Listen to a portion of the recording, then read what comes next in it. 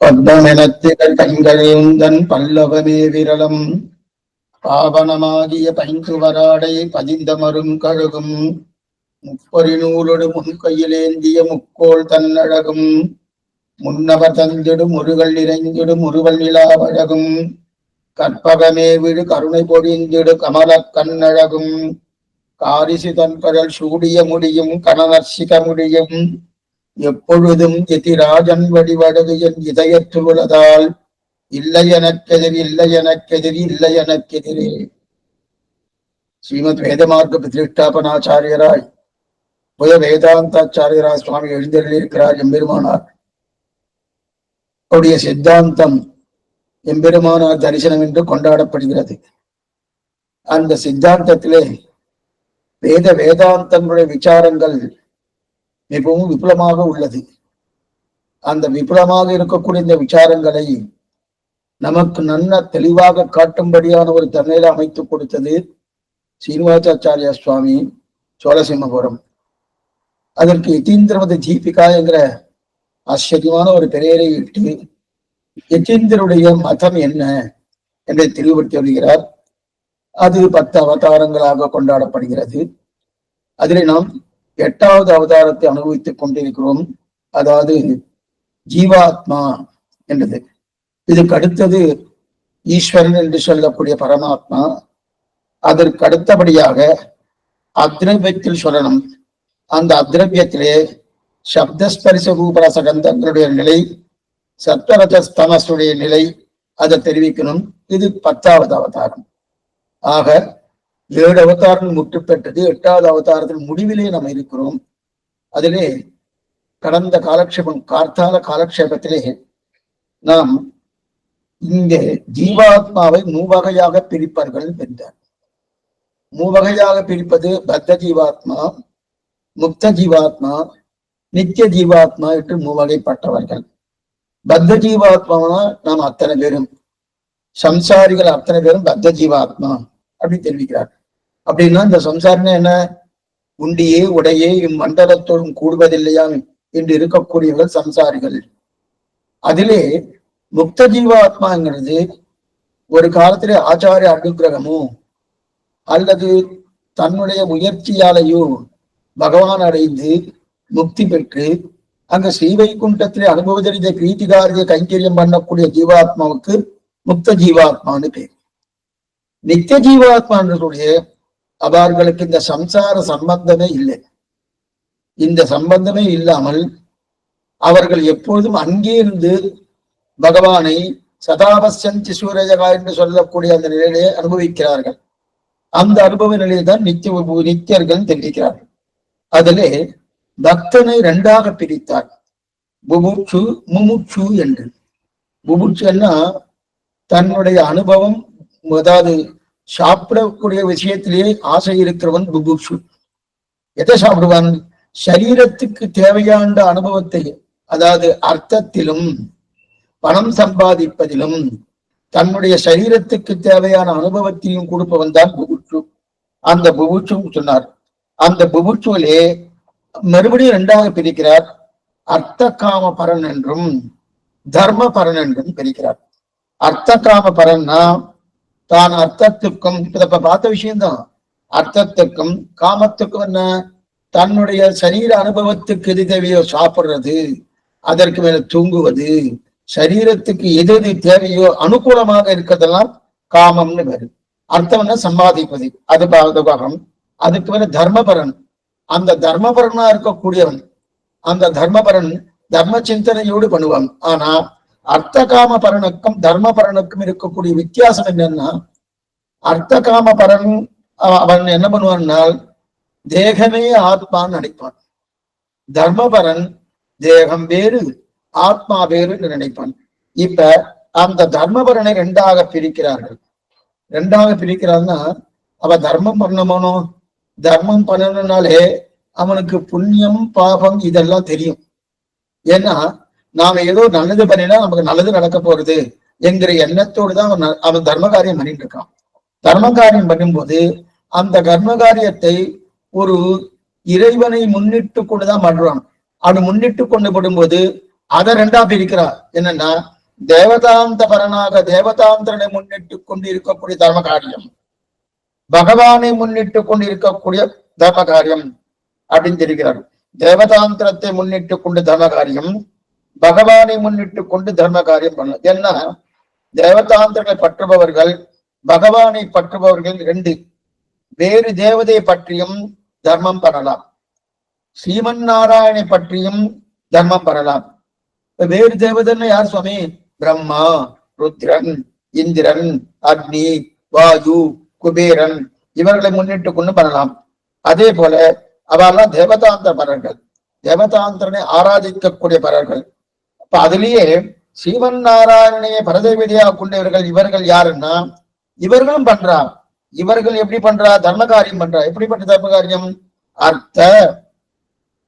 அர்த்தகா, ஜிக்ஞாசு, அர்த்தார்த்தி அப்படின்னு இருக்கு. அப்படின்னா ஆர்த்தன் அர்த்தார்த்தி ரெண்டு. இவா ரெண்டு பேரும் ஐஸ்வர்யார்த்தி. ஐஸ்வர்யார்த்தி. ஜிக்ஞாசு என்பவன் கைவல்யார்த்தி. இதெல்லாம் காத்தால நம்ம பார்த்தோம், இருந்தாலும் மறந்து போயிடுன்றதுக்காக மறுபடியும் சொல்லிட்டு இருக்கேன். ஜிக்ஞாசு என்பவன் கைவல்யார்த்தி. ஐஸ்வர்யார்த்தி கைவல்யார்த்தி ரெண்டு பேருமே பகவானை பற்றினவர்கள், பகவான் ஸ்ரீமன் நாராயண பற்றினவர்கள். ஆனா தர்மத்தில்தான் அவளுக்கு எண்ணம். தர்மம் பண்ணணும் தர்மம் பண்ணணும் தர்மம் பண்ணணும் என்றுதான் அவளுக்கு எண்ணம். அப்படின்னா தேகாத்ம அபிமானம் இல்லாதவர்கள் அர்த்தம். அவளுக்கு தேகாத்ம அபிமானமே இருக்காது. எப்ப தர்மம் பண்ணணும்? அப்ப தேகம் வேறு ஆத்மா வேறு என்கிற நிலை அவளுக்கு தெரியுது. தெரியறது மட்டுமல்ல, இது புண்ணிய காரியம், இது பாப காரியம், அதெல்லாம் தெரிஞ்சே அவ பண்ணிட்டு இருக்கா. அப்ப தேகாத்த அபிமானம் இல்லாதவன். அப்படின்னா அர்த்த காமன் தேகாத்த அபிமானம் இருக்கிறவன் அர்த்தம்.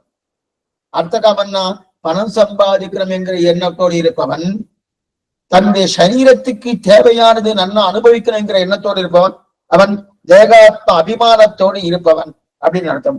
இப்ப பகவானை பற்றியவர்கள் ரெண்டுன்னு பார்த்தோமோ, பகவானை பற்றினவர்கள் ரெண்டுன்னு பார்த்தோமோ, ஆர்த்தன் அர்த்தார்த்தி ஜிக்ஞாசு. இதுல ஆர்த்தன் இது பகவானை பற்றினவர் ரெண்டுக்குள்ளேயே ஸ்ரீமன் நாராயணனை பற்றினவர்களுக்கு தான் ஆர்த்தன் அர்த்தார்த்தி ஜிக்ஞாசு.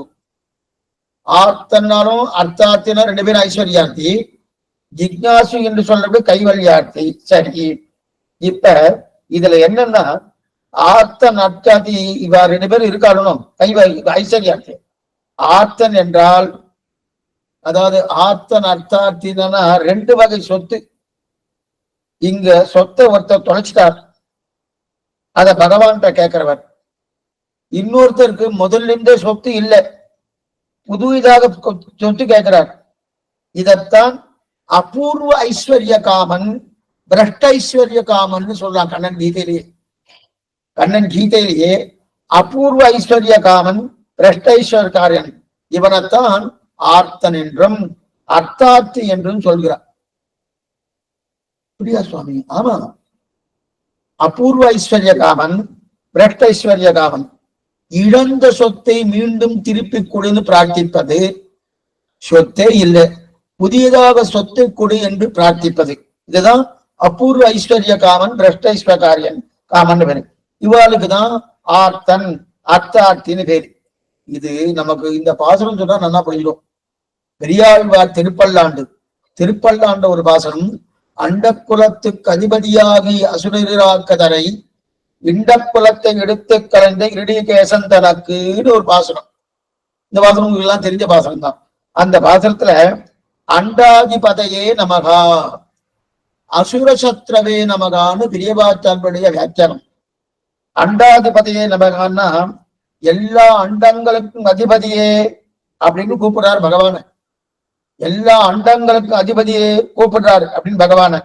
ஏன் கூப்பிடுறாருன்னா எல்லா சொத்தையும் வச்சுட்டு இருக்கியே, அடியேனுக்கு ஒரு அண்டத்தை கொடுக்கப்படாதா? எத்தனையோ அண்டங்களை வச்சுட்டு இருக்கியனும், ஒரு அண்டத்தை எனக்கு அடியேனுக்கு கொடுக்கப்படாதா? இதுதான் என்னது? அண்டாதிபதையே நமகா. எல்லா சொத்தையும் வச்சுட்டு இருக்கியே, எனக்கு ஒரு அண்டத்தை கொடுக்கப்படாதான்னு சொல்லி தெரிவிக்கிறதா அண்டாதிபதையே நமகா. அப்படின்னா இது புது ஐஸ்வர்யத்தை பிரார்த்திப்பது அப்படின்னு அர்த்தம். புது ஐஸ்வர்யத்தை பிரார்த்திப்பதுன்னு அர்த்தம். அசுரசத்ரவே நமகா ரெண்டு விஷயம் எனக்கு பார்த்திருக்காரு. அண்டாதிபதையே நமகா அசுரசத்ரவே நமகா அப்படின்னு இல்லையா?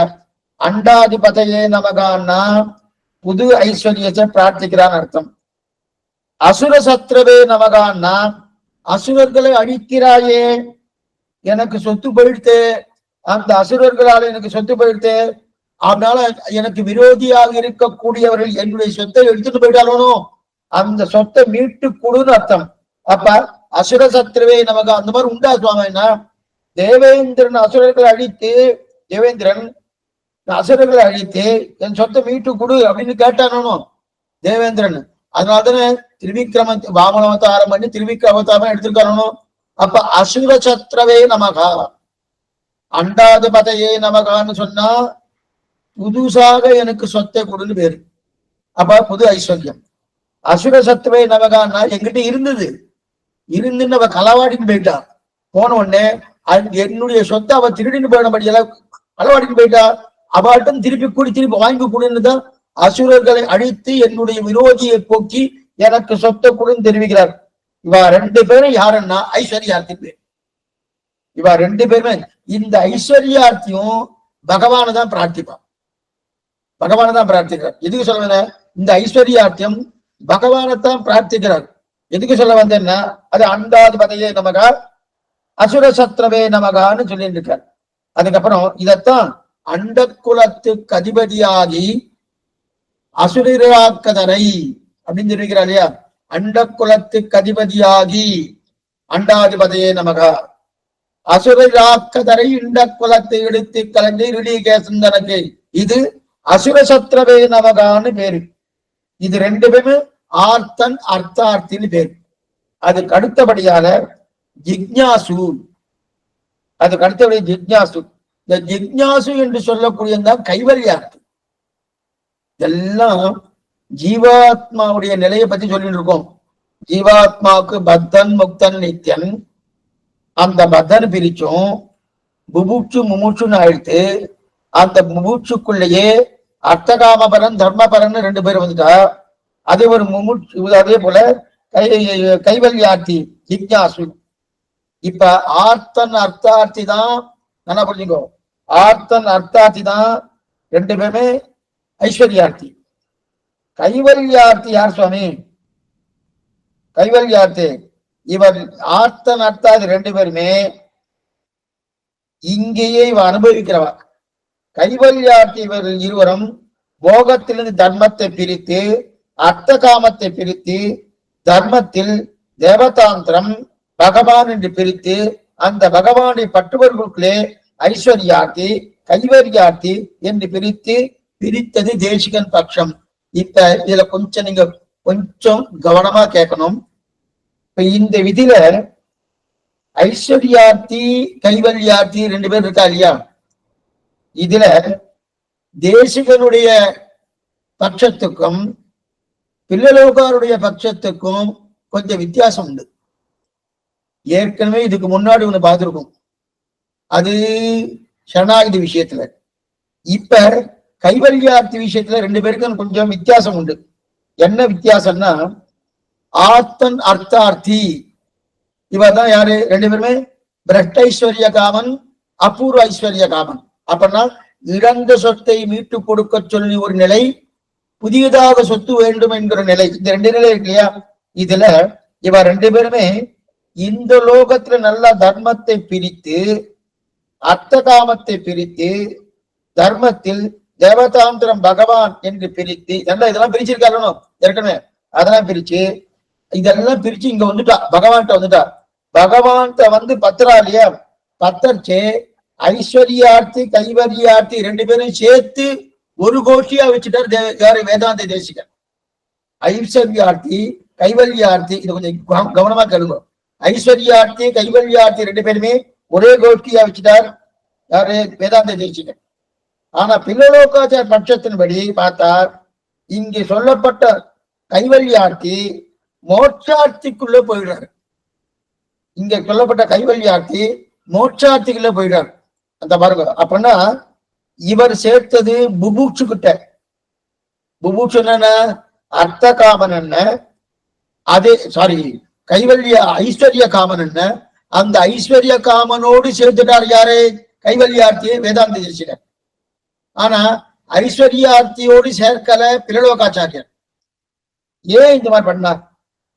பிள்ளலோகாச்சாரியர் ஏன் இந்த மாதிரி பண்ணார்? இவர் ஏன் இந்த மாதிரி பண்ணாருன்னா கொஞ்சம் நிதானமா கேள்வி. இங்க சொல்லப்பட்ட கைவல்யார்த்தியம் மோட்சார்த்தியோடு சேர்த்துட்டார்.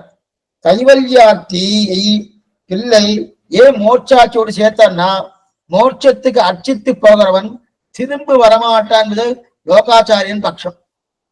இப்ப ஐஸ்வர்யார்த்தி இருக்கானு, ஐஸ்வர்யார்த்தி எதை கேட்க போறான்? சொர்க்கத்தை கேட்பான், இல்ல பித்ருலோகத்தை கேட்பான், சந்திரலோகத்தை கேட்பான். இந்த லோகத்திலையும் கேட்கலாம். கேட்கிறானு எங்க போனாலும் திரும்ப வருவது உண்டு. ஆனா கைவல்யார்த்தி திரும்ப வருவானா? திரும்ப வரமாட்டான். திரும்பி வராதபடியாலே அப்ப அந்த கோஷ்டிக்குள்ளேயே ஞானி, ஜிக்ஞாசு, ஆர்த்தன், அர்த்தார்த்தி 3 பேர் எடுத்த ஆர்த்தன், அர்த்தார்த்தி, ஜிக்ஞாசு. ஜிக்ஞாசு தான் கைவல்யார்த்தி, ஆர்த்தன் அர்த்தார்த்தி தான் யாரு? ஐஸ்வர்யார்த்தி. 2 பேர் சொல்லியிருக்கேன்னா, ஒன்னு இழந்த ஐஸ்வர்யம், மற்றொன்று புதியதான ஐஸ்வர்யம். இந்த 2 பேருக்குமே என்னது? பிரஷ்ட ஐஸ்வர்ய காமன், அபூர்வ ஐஸ்வர்ய காமன் பேரு. அத ஐஸ்வர்யார்த்தியை ஒரு கோட்டியா வச்சுட்டார். கைவல்யார்த்தி ஒரு கோட்டியா பிரிச்சார். அந்த கைவல்யார்த்தியை மோட்சார்த்தி கோட்டியில பிரிச்சுட்டார் பிள்ளலோகாச்சாரியன். ஆனா கைவல்யார்த்தியையும் அதே போல ஐஸ்வர்யார்த்தியையும் 2 பேருமே ஒரு கோட்டில வச்சுட்டார் வேதாந்த தேசிகர். என்ன சுவாமி இது வித்தியாசம்னா? என்ன வித்தியாசம்? பிள்ளலோகாச்சாரிய பட்சத்தின்படி அப்படின்னா சாஸ்திரத்தின்படி இது என்னன்னா, இந்த கைவல்யார்த்தி இருக்கானு அவன் இங்கிருந்து கைவல்ய மோட்சத்துக்கு போயாச்சுன்னா திரும்புதல் கிடையாது, திரும்பி வரவே மாட்டான். ஏன்னா கைவல்யத்தை அர்த்தித்து போகிறவன் அவன் திரும்பி வரப்போறதே கிடையாது. யாரும் வரமாட்டா? பகவன் லாபார்த்தியும் திரும்புதல் கிடையாது, கைவல்யார்த்தியும் திரும்புதல் கிடையாது. இது எங்க தெரியறதுன்னா, மூச்சு கறிய வேண்டும் ரகசியம் 3ன்னு மூச்சு படல ஒரு சூத்திரம். அங்க வடவாள மாவளியும் முதல்ல கேள்வி கேட்டுட்டார். அந்த தடவை வரைச்ச சொல்றேன். அந்த தடவை இப்பதான் வரப்போறது சொல்றேன் நான். இப்ப இதுல என்னன்னா, பகவன் லாபார்த்தியும் ஸ்ரீவைகுண்டம் போன பிறகு திரும்ப வரப்போறது கிடையாது. கைவல்யார்த்தியும் அதே போல கைவல்ய மோட்சத்துக்கு அடைந்த பிறகு திரும்ப வரப்போறது கிடையாது. திரும்பி வராதவன்னு ஒரு கோட்டியை சேர்க்கணுமோனோ, அதனால அந்த பரம கைவல்யார்த்தியும் மோட்சார்த்தி கோட்டில சேர்த்துட்டார் திரிலோகாச்சாரியர். ஆனா அந்த மோட்சார்த்தி கோட்டில சேர்க்காம சுவாமி வேதாந்த தேசிகர் ஐஸ்வர்யார்த்தி கோட்டில சேர்த்துட்டார். ஏன் சுவாமின்னா, ஐஸ்வர்யார்த்தி இந்த லோகத்துல தானே இருக்கான். அவன் சந்திரமண்டலம் போலாம், அல்லது சொர்க்கத்துக்கு போலாம், எங்க வேணா போலாம். எங்க போனாலும் திரும்பி வரணும். திரும்பி அவனுக்கு ஏதோ ஆச்சார அனுகிரகத்தால மறுபடியும் மோட்சத்துக்கு போறதுக்குண்டான வாய்ப்பு இருக்கணும். இருக்கு சுவாமி. சரி, அப்ப ஐஸ்வர்யார்த்தி அந்த வாய்ப்பு இருக்கு. அதே போல வாய்ப்பு கைவல்யார்த்திகள் இருக்குங்கிற அபிப்பிராயம் வேதாந்த தேசிகருக்கு. என்ன பண்ணிக்கோ, வேதாந்த தேசிகர் பட்சம் கைவல்யார்த்திக்கு மறுபடியும் அவன் பகவத் அனுகிரகத்தாலேயோ ஆச்சாரிய கட்டாட்சத்தாலேயோ அவன் திரும்ப மோட்சானந்தம் போவதற்குண்டான வாய்ப்புகள் உண்டு என்கிற பட்சம் வேதாந்த தேசிகர். ஆனா பிள்ளலோகாச்சாருடைய பட்சம் கிடையாது, கிடையவே கிடையாது. அவர் கைவல்யார்த்தி மோட்சத்தை அடைந்தார் என்றால் திரும்புதலே கிடையாது. அதோட கதி இனிமேவன் மோட்சானந்துக்கு அதிகவன் பகவத பிரீத்திக்காக கைங்கரத்துக்கு போவதற்கு வாய்ப்பே கிடையாது. இது பிள்ளலோகாச்சாரிய பட்சம். ஏன் சுவாமி ரெண்டு பட்சத்துக்கும் சாஸ்திர வாக்கியம் உண்டு, 2 பட்சத்துக்கும் சாஸ்திர வாக்கியம் உண்டு. இருக்கட்டும், இது ஒரு பக்கம். ஆனாலும் ஏன் 2 பேரும் அப்படி சொல்றான்னா, கைவல்யார்த்தி என்கிற பட்சம் வேதாந்த தேசிகர் பிரகாரம் இந்த 14 லோகங்கள் அண்டகடாகங்கள் இருக்கு இல்லையா, அந்த அண்டகடாகங்களுக்குள்ளேயே இந்த கைவல்யார்த்தி இருக்கான், விரஜா நதியை தாண்டி போகவில்லை என்கிற பட்சம் வேதாந்த தேசிகருடையது. ஆனால் விரஜா நதியை தாண்டின பிறகு ஏதோ ஒரு மூலையில போய் தன்னுடைய ஆத்மாவை தானே அனுபவித்துக் கொள்கிறான் என்கிற நிலை திலலோகாச்சார பட்சம். எப்ப விரஜா நதியை தாண்டியாச்சோ இனிமே இந்த லோகத்துக்கு வர முடியாது. அங்க போயாச்சுன்னா நச்சபுனராவர்த்ததே திரும்புதல் கிடையாது, திரும்புதல் கிடையாதுன்னு சொல்லியிருக்கு. திரும்புதல் கடையிலன்னா என்ன சுவாமி? அப்படியே அவன் வந்து அங்க ஸ்ரீவைகுண்டம் போலாமான ஸ்ரீவைகுண்டம் போக முடியாது. ஸ்ரீவைகுண்டம் போகணும்னா அதுக்குண்டான கர்மாவை பண்ணணும். அதுக்குண்டான சரணாகதியோ பக்தியோ பிரபக்தியோ ஏதோ ஒண்ணு பண்ணி ஆகணும். பண்ணணும்னா அது கர்மபூமி இல்ல, இந்த லோகத்துல வந்துதான் பண்ணணும். இந்த லோகத்துக்கு வரணும்னா அவனுதான் திரும்புதலே கிடையாது. எப்ப திரும்புதல் கிடையாதோ அதோ கதி என்பது பிரலோகாச்சாரிய பட்சம். வேதாந்த தேசியோட பட்சம் இவன் தான் அங்க போகவே இல்லையே, எங்க விரஜா நதியை தாண்டவே இல்லையே, அதுக்கு முன்னாடியே இருக்கிறானே, அதுக்கு முன்னாடியே கைவல்யார்த்தி அதுக்கு முன்னாடியே தன்னுடைய ஆத்மாவை தானே அனுபவிச்சுட்டு இருக்கானோ இருக்கிறபடியாலே அதனால இவனுக்கு போவதற்குண்டான வாய்ப்புகள் உண்டு என்று தெரிவிப்பது எது? வேதாந்த தேசிகர் பட்சம். ஆனா இது என்னப்பா, அதனாலதான் என்ன பண்ணார்? ஆர்த்தன் அர்த்தார்த்தி என்று சொல்லக்கூடிய ஐஸ்வர்யார்த்தி, அந்த ஐஸ்வர்யார்த்தி கோட்டிலே சேர்த்துட்டார் வேதாந்த தேசிகர் கைவல்யார்த்தியை. ஏன்னா ஐஸ்வர்யார்த்தியும் ஒரு காலத்துல ஏதோ ஆச்சார அனுகிரகத்தாலே பகவத் அனுகிரகத்தாலவோ அவன் ஏதோ திருந்தி பகவத் அனுபவ பிரீத்திகார கைந்தரித்துக்காக ஸ்ரீவைகுண்டம் போவதற்குண்டான வாய்ப்புகள் உண்டு ஐஸ்வர்யார்த்திக்கு. அதே போல கைவல்யார்த்திக்கும் உண்டு என்கிற பட்சத்தை வைத்துக் கொண்டு அதனால ஐஸ்வர்யார்த்தி கோட்டிலேயே யார கைவல்யார்த்தியை சேர்த்துட்டார், அதே கோட்டிலே சேர்த்துட்டார். ஆனா பிரலோகாச்சார அந்த கோட்டை சேர்க்காம மோட்சார்த்தி கோட்டை சேர்த்துக்கா கைவல்யார்த்திகேன்னா மோட்சத்துக்கு போகுவன் திரும்புவது கிடையாது. எப்ப திரும்புதல் கிடையாதோ அதனால்தான் இவரே சுவாமி பெரியாழ்வாரே என்ன பண்றார்? ஏடி நிலத்தில் இடுவதன் முன்னம் வந்து எங்கள் குடான் புகுந்து கூடும் மனமுடையீர்கள் வரம்படி வந்துள்ள கூடுமினோ இந்த பாதத்தை வைக்கிறார். ஏன் இதை வைக்கிறார்? ஏடு நிலத்தில் இடுவதன் முன்னம் வந்தியங்கள் குடாம் புகுந்து, இந்த சரீரத்தை கொண்டு போய் எங்க அங்க கொண்டு போய் வைக்கிறதுக்கு முன்னாடி இந்த சரீரம்னா ஆத்மா பிரிஞ்சு போறதுனும் சரீரத்தை அங்க வச்சாச்சுன்னா அதுக்கப்புறம் அதோகதி தான். அதோகதின்னு என்ன அர்த்தம்? கைவல்யார்த்தி இங்கிருந்து கிளம்பி போயாச்சு, விரஜையை தாண்டியாச்சு. எப்ப சரி சுவாமி விரஜையை தாண்டினானு தாண்டினதுக்கு அப்புறம் ஸ்ரீவைகுண்டம் போக மாட்டான்னா அவனுக்கு விருப்பம் இல்லை. ஸ்ரீவைகுண்டம் போக மாட்டான்னா போக விருப்பம் இல்லை. ஏன்னா அவனுக்கு விருப்பம் இல்லாதபடியால் இதை பண்ணா இந்த சந்தேகம் வந்தபடியாலதான் இப்ப மும்முச்சுப்படி என்கிற கிரந்தம் பிரலோகாச்சார அனுகிரகித்தது 18 ரகசிய கிரந்தங்கள். அதுல மும்முச்சுப்படி ஒரு ஆச்சரியமான கிரந்தம்.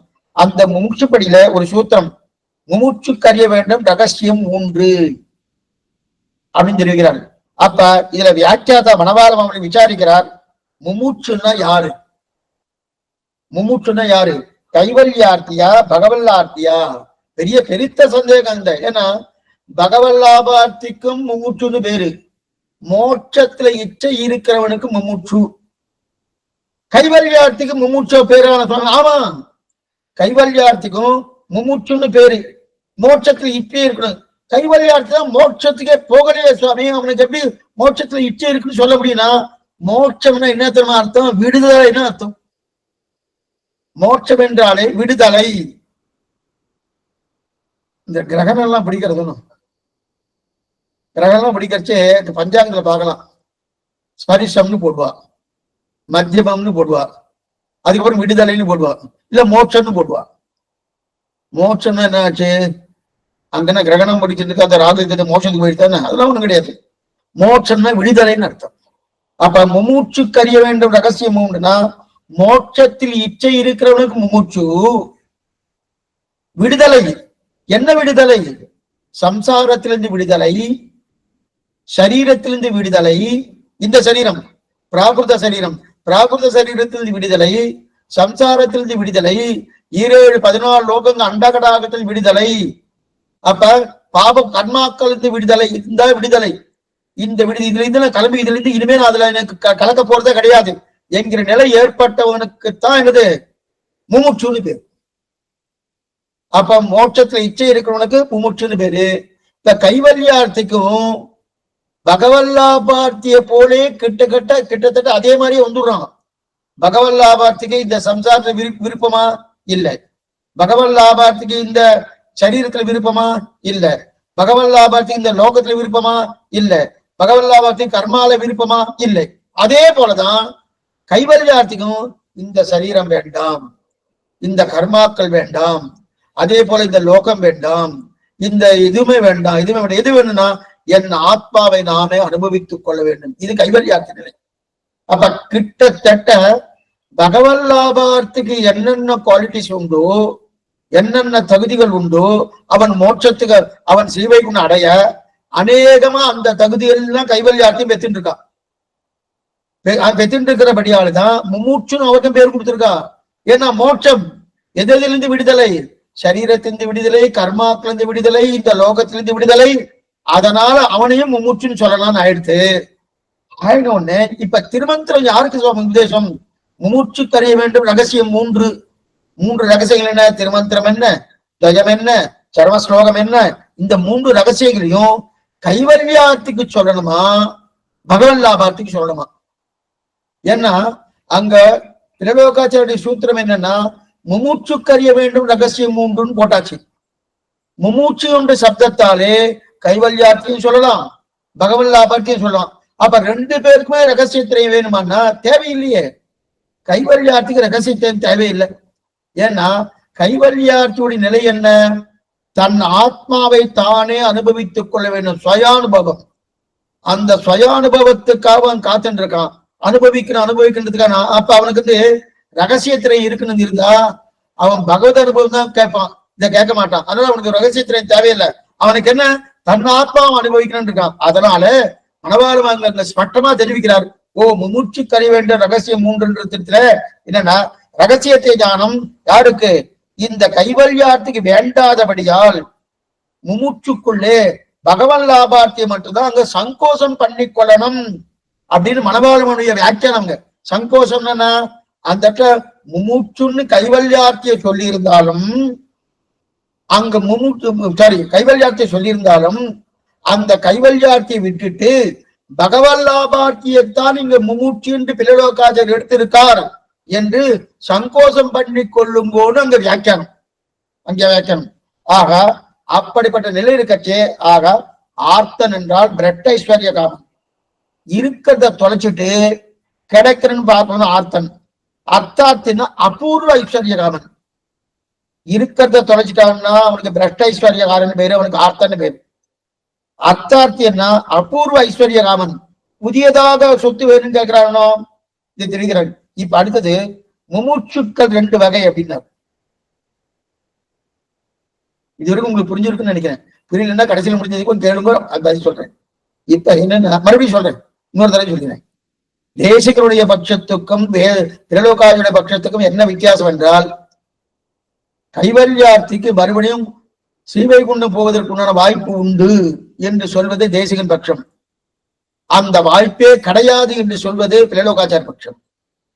2 பேருக்கும் சாஸ்திர வாக்கியங்கள் இருக்கு. அந்த விசாரம் நம்ம போக வேண்டாம். அது 2 பேரும் மகனீயர்கள் அவ பண்ணியிருக்காரு. ஆனா அதனால வேதாந்த தேசிகர் ஐஸ்வர்யார்த்தி கோஷ்டியோடு சேர்த்துட்டார் கைவல்யார்த்தியை. இவன் திரும்ப வரப்போறது கிடையாது, கைவல்யார்த்தி போனதுதான், இவன் திரும்ப போகிறதே கிடையாதுன்றதுக்காக மோட்சார்த்தி கோஷ்டியோடு சேர்த்துட்டார் கைவல்யார்த்தியை பிரலோகாச்சாரியர். இது வரைக்கும் தெரிஞ்சு போயிடுச்சு. இப்ப அடுத்து அந்த மும்மூச்சுக்கள் 2 வகையினர் மேற்கொண்டு சொல்றேன். அப்படின்னா கைவல்யார்த்தி மும்மூச்ச சேகரார், இது பிலலோகாச்சார சத்தியம். மும்மூச்சு 2 வகை என்பது என்னதுன்னு, கைவல்யார்த்தியில் மோட்சத்தில் விருப்பம் இருப்பவர்கள் என்ற அர்த்தம். அப்படின்னா கைவல்யம்னா என்னது? கைவல்யம்னா என்ன சொல்லி, கர்மங்கள் தொலைந்து போயிடும், சரீரம் தொலைந்து போயிடும், ஆத்மா சரீரத்தை விட்டு பிரிஞ்சிடும், திரும்ப சரீரம் கிடைக்காது. அது மாத்திரம் இல்ல, அணுமாத்திர சுரூபம் ஆத்மா. அந்த ஆத்மா ஆனந்தமாக தன்னை தானே அனுபவித்துக் கொள்ளக்கூடிய அனுபவம் இருக்கு இல்லையா, அதுதான் கைவல்யம். கைவல்யம் என்னது?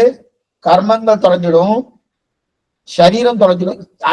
அநேகமா பகவன் லாபார்த்தியை போலதான் கைவல்யார்த்தியும், அநேகமா பகவன் லாபார்த்தியை போலதான் கைவல்யார்த்தியும்.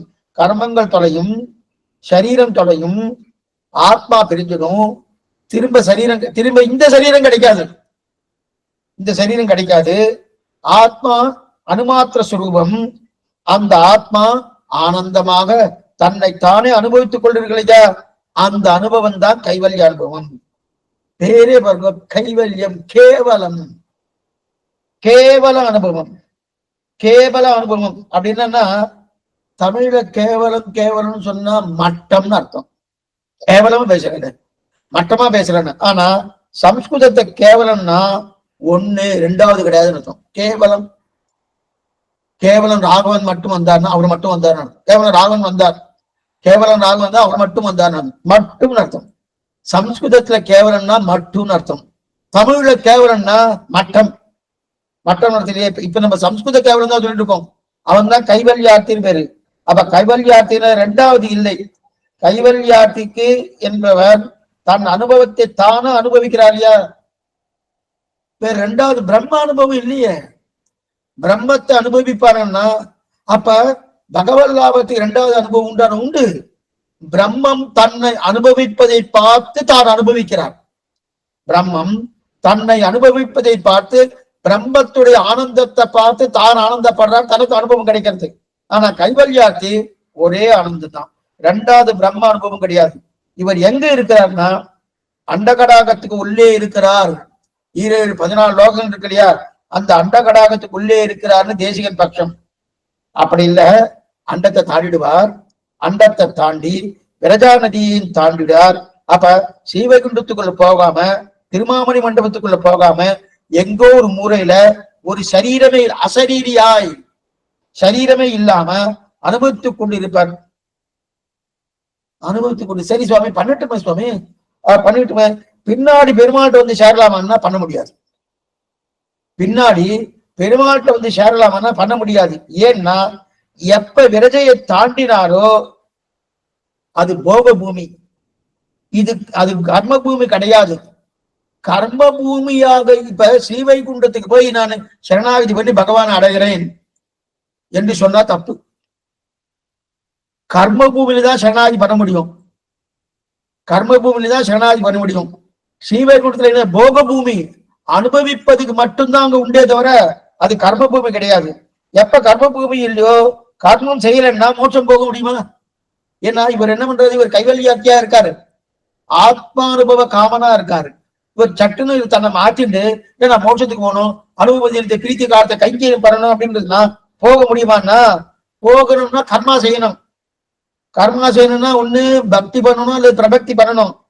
பண்ணணும்னா திருப்பி இந்த லோகத்துக்கு வரணும், அண்டகடாகத்துக்கு வரணும். அண்டகடாகத்துக்கு வரணும்னா விரஜையை தாண்டணும். விரஜையை தாண்ட முடியுமானா தாண்ட முடியாது. ஏன்னா சாஸ்திரம் நச்சபுனராவர்த்ததே நச்சபுனராவர்த்ததே, தாண்ட முடியாது. ஆகவே தாண்ட முடியாதான முடியாது. இப்ப என்ன எடுத்துன சிக்கின்றார் அப்படியே. சில ஹைவேஸ்ல தான் வண்டி காடி தான் போயிட்டு இருக்கோம். போயிட்டு இருக்கச்சே அநேகமா இது இருக்கணும், பத்ரிக்கு போறோமனும் அங்க அப்பப்ப லேண்ட்ஸ்லைட் நடத்துறோம். அப்படியே சிறு வயசுல போயிடுச்சு, ஒரு 10 தடவை போயிருப்பேன். போயிருக்குது அப்பப்ப லேண்ட்ஸ்லைட் நடத்துறோம். நடந்துருத்துனா முன்னாடி ஒரு 200 வண்டி நிற்கும். சரி 200 வண்டி நிக்கிறது நமக்கு தெரியாது, 200 வண்டி இருக்குன்னு நமக்கு தெரியாது. சரி அது ஏதோ வண்டி நின்று இருக்கு, டிராபிக் ஜாம் போட்டுருக்கு நின்றுட்டு இருப்போம். பின்னாடி நம்ம நின்று இருப்போம், இந்த வண்டி நின்று இருக்கும், வேன் தான் இருக்கும், அநேக வேனோ இல்ல காரோ ஏதோ இருக்குன்னு வச்சுக்கோ, ஏதோ வண்டி காடி நின்று இருக்க வச்சுக்க, நம்ம பின்னாடி ஒரு 200 வண்டி நின்றுடும். இப்ப நமக்கு என்ன அங்கேயே எப்படின்னா கிட்டத்தட்ட 2 நாள் கூட அப்படியே நிற்கும். அத்தனை தூரம் லேண்ட்ஸ்லைட் ஆயிடுச்சுன்னா 2 நாள் கூட அது எல்லாத்தையும் எடுக்கணும். எல்லாம் அதெல்லாம் ஆர்மிக்கு சொந்தமானது. அது அந்த சொந்தமான வண்டியில் அவெல்லாம் வந்து எடுக்கணும், போகணும், எடுக்கிறதுக்கு ரொம்ப நாள் இடம், சட்டுன்னு எடுக்க முடியாது. கரணம் தப்பினா மரணம், அந்த மாதிரி இடம் அது. ஒரே கரையோரம், கங்கை கரை ஓரமா அப்படியே போயிட்டு அலகநந்தா நதி ஓரமா தானே போயிட்டு இருக்கு. அப்ப போயிட்டு இருக்கணும். அப்ப அப்படியே நம்ம சிக்கிக்கு உண்டு போகணும். 2 நாளும் முன்னாடியும் போக முடியாது, பின்னாடியும் வர முடியாது, சிக்கி கொண்டு போகணும். அந்த மாதிரி இந்த கைவல்யார்த்தி என்ன பண்ணா, தன்னால இந்த பூமிக்கு வந்து கர்மத்தை பண்ணி பகவான்கிட்ட போகிறதுக்கு போகவும் முடியாது, அங்கேயே ஒழுங்கா அதுவும் முடியாது. அப்படி இருக்க சிக்கின்றான். இததான் தெரிவிக்கிறார் பெரியாழ்வார். 7 நிலத்தில் இடுவதன் முன்னம் வந்து எங்கள் குடான் புகுந்து. 7 என்பது ஏடுனா சரீரம்.